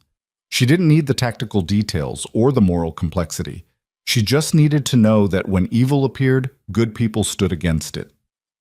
On Sunday, Mike came over for a barbecue. He'd become a regular presence in their lives. Uncle Mike, who told funny stories and played soccer in the backyard with Maya and gave Ethan someone to talk to who understood the weight he carried. While Maya was occupied trying to teach Mike's dog to do tricks, Mike and Ethan sat on the patio, beers in hand, watching the afternoon fade toward evening. Heard you turned down 3 consulting requests this week, Mike said. 4, actually, FBI, DEA, and 2 private security firms. Not even tempted? Ethan shook his head. The training program is enough, more than enough. I'm making a real difference without having to leave Maya or put myself in situations where I might not come home. Fair enough. Though I gotta say, watching you teach is almost more impressive than watching you operate. You've got a gift for it.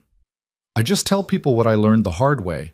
Hope they can learn it the easy way instead. Mike was quiet for a moment, then said, You know what's funny? 3 years ago, when you left the teams, I thought you were making a mistake. Thought you were running away from who you were. But now, seeing this, seeing you with Maya, seeing what you've built with the training program, I think you figured out something most of us never do. What's that? How to be a warrior without being at war. How to use all that training and experience to build instead of just destroy. Most guys like us, we either stay in until it destroys us or we get out and spend the rest of our lives feeling useless. You found a third option. Ethan considered this. The third option, not operator, not civilian, but something integrated and sustainable. Something that honored all the parts of who he was. I had good teachers, he said, and a daughter who needed me to figure it out. Maya came running over, breathless and laughing, Mike's dog bounding beside her.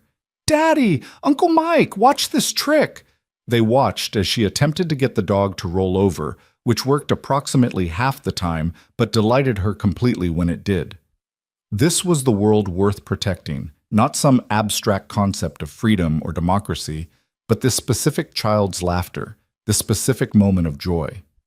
Monday morning, Ethan arrived at the training facility to find Admiral Brennan waiting in his office. The Admiral looked older than he had 6 months ago, the weight of command and fatherhood etching deeper lines in his face. Admiral, I wasn't expecting you. I wanted to deliver some news personally. The task force analysis of the trafficking network we dismantled is complete. Your intervention didn't just take down one operation, it cracked open connections to 17 other networks across North America.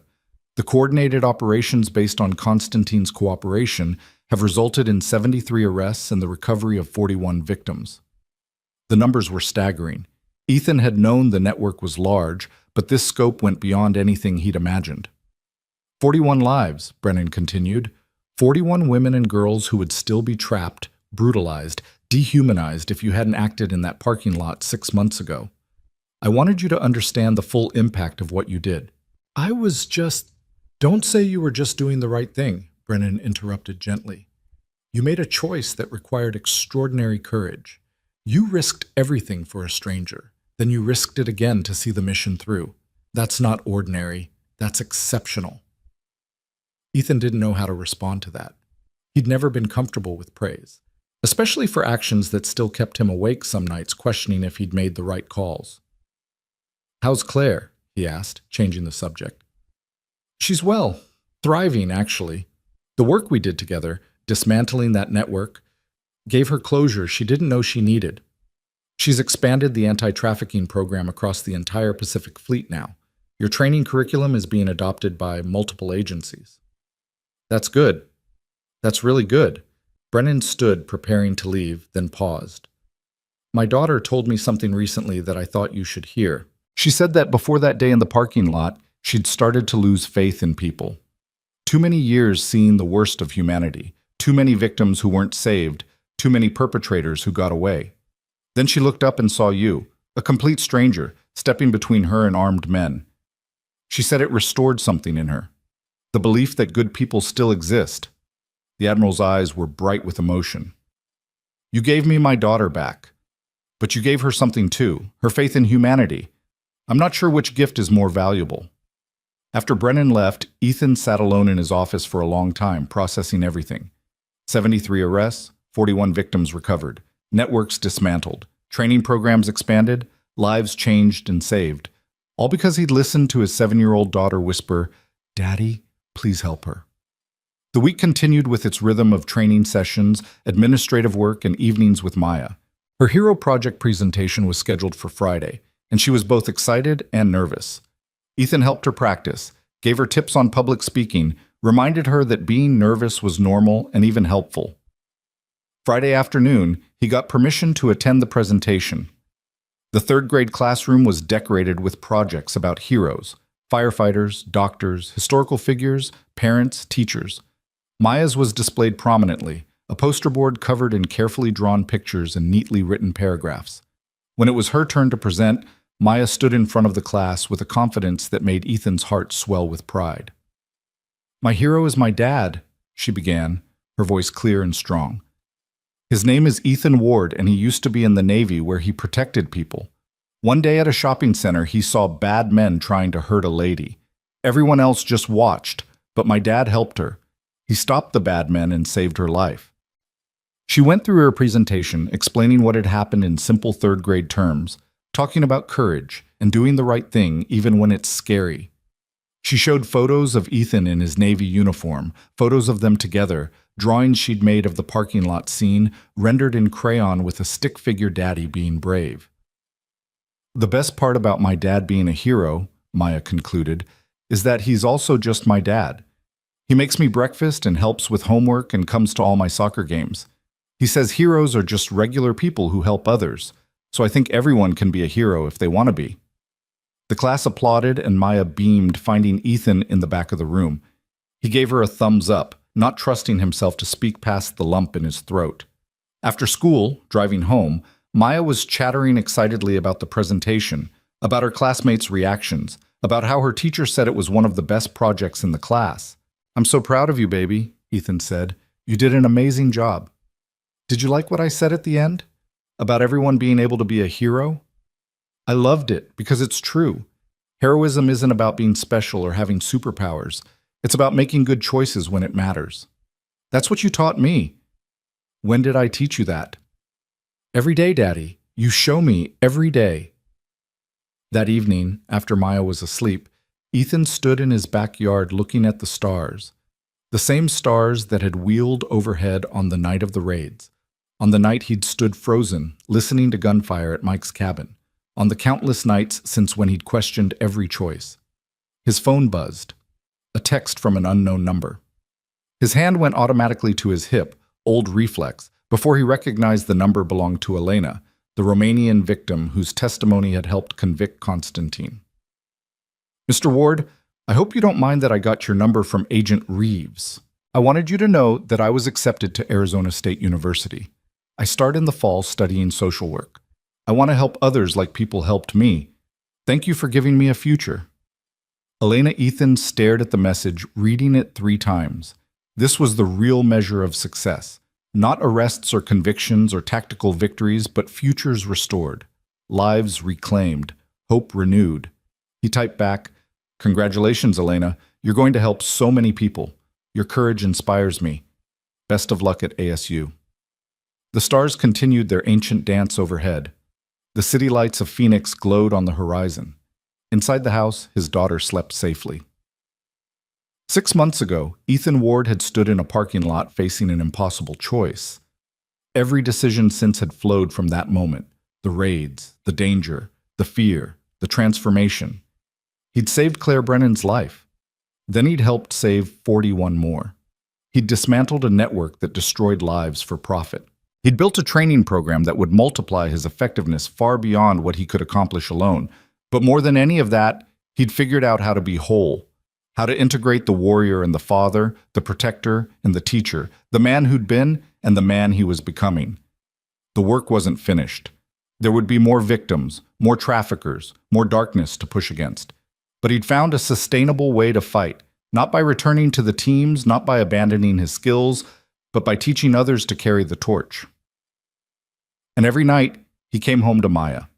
Every weekend, they lived their normal life. Every moment, he was present and engaged, the father she deserved. That was the real victory, not the arrests or the commendations or the lives saved, though all of that mattered. The real victory was finding balance, finding a way to serve both the mission and his daughter, finding peace with being both protector and parent. Ethan walked back inside, checked on Maya one final time, a habit he'd probably never break, and prepared for bed. Tomorrow was Saturday. Maya had a soccer game in the morning, and they were planning to go hiking in the afternoon. Normal, mundane, perfect. As he lay in bed, drifting towards sleep, his last conscious thought was of that moment in the parking lot. Maya's whispered words, "Daddy, please help her." He'd made the choice to help, and in helping a stranger, he'd ultimately helped himself, forced himself to confront who he was and who he wanted to be, to find a path that honored both. The operator had returned, but he'd returned transformed. Not as a weapon pointed at enemies, but as a shield protecting the innocent. Not as someone who lived for the mission, but as someone who made the mission serve life. And that made all the difference. Sleep came peacefully, without nightmares, without doubt. Outside, Phoenix slept too. A little bit safer because one man had chosen to act when others looked away. Because one father had figured out how to be both warrior and dad. Because courage, in the end, was just love with better tactical training. The story that began in a parking lot with a whispered plea had transformed into something larger. A training program. A new purpose. A sustainable way forward. But at its core, it remained simple. A father. A daughter. A choice to protect. And the wisdom to find a way to keep protecting without losing what mattered most. That was enough. That was everything. And as dawn broke over Arizona, Ethan Ward woke to the sound of his daughter singing in the next room, ready for another day of being exactly who he needed to be. Not a hero, not an operator, but simply Maya's dad, who happened to know how to fight the darkness while staying rooted in the light. The end of one chapter. The beginning of the rest of his life. And it was good.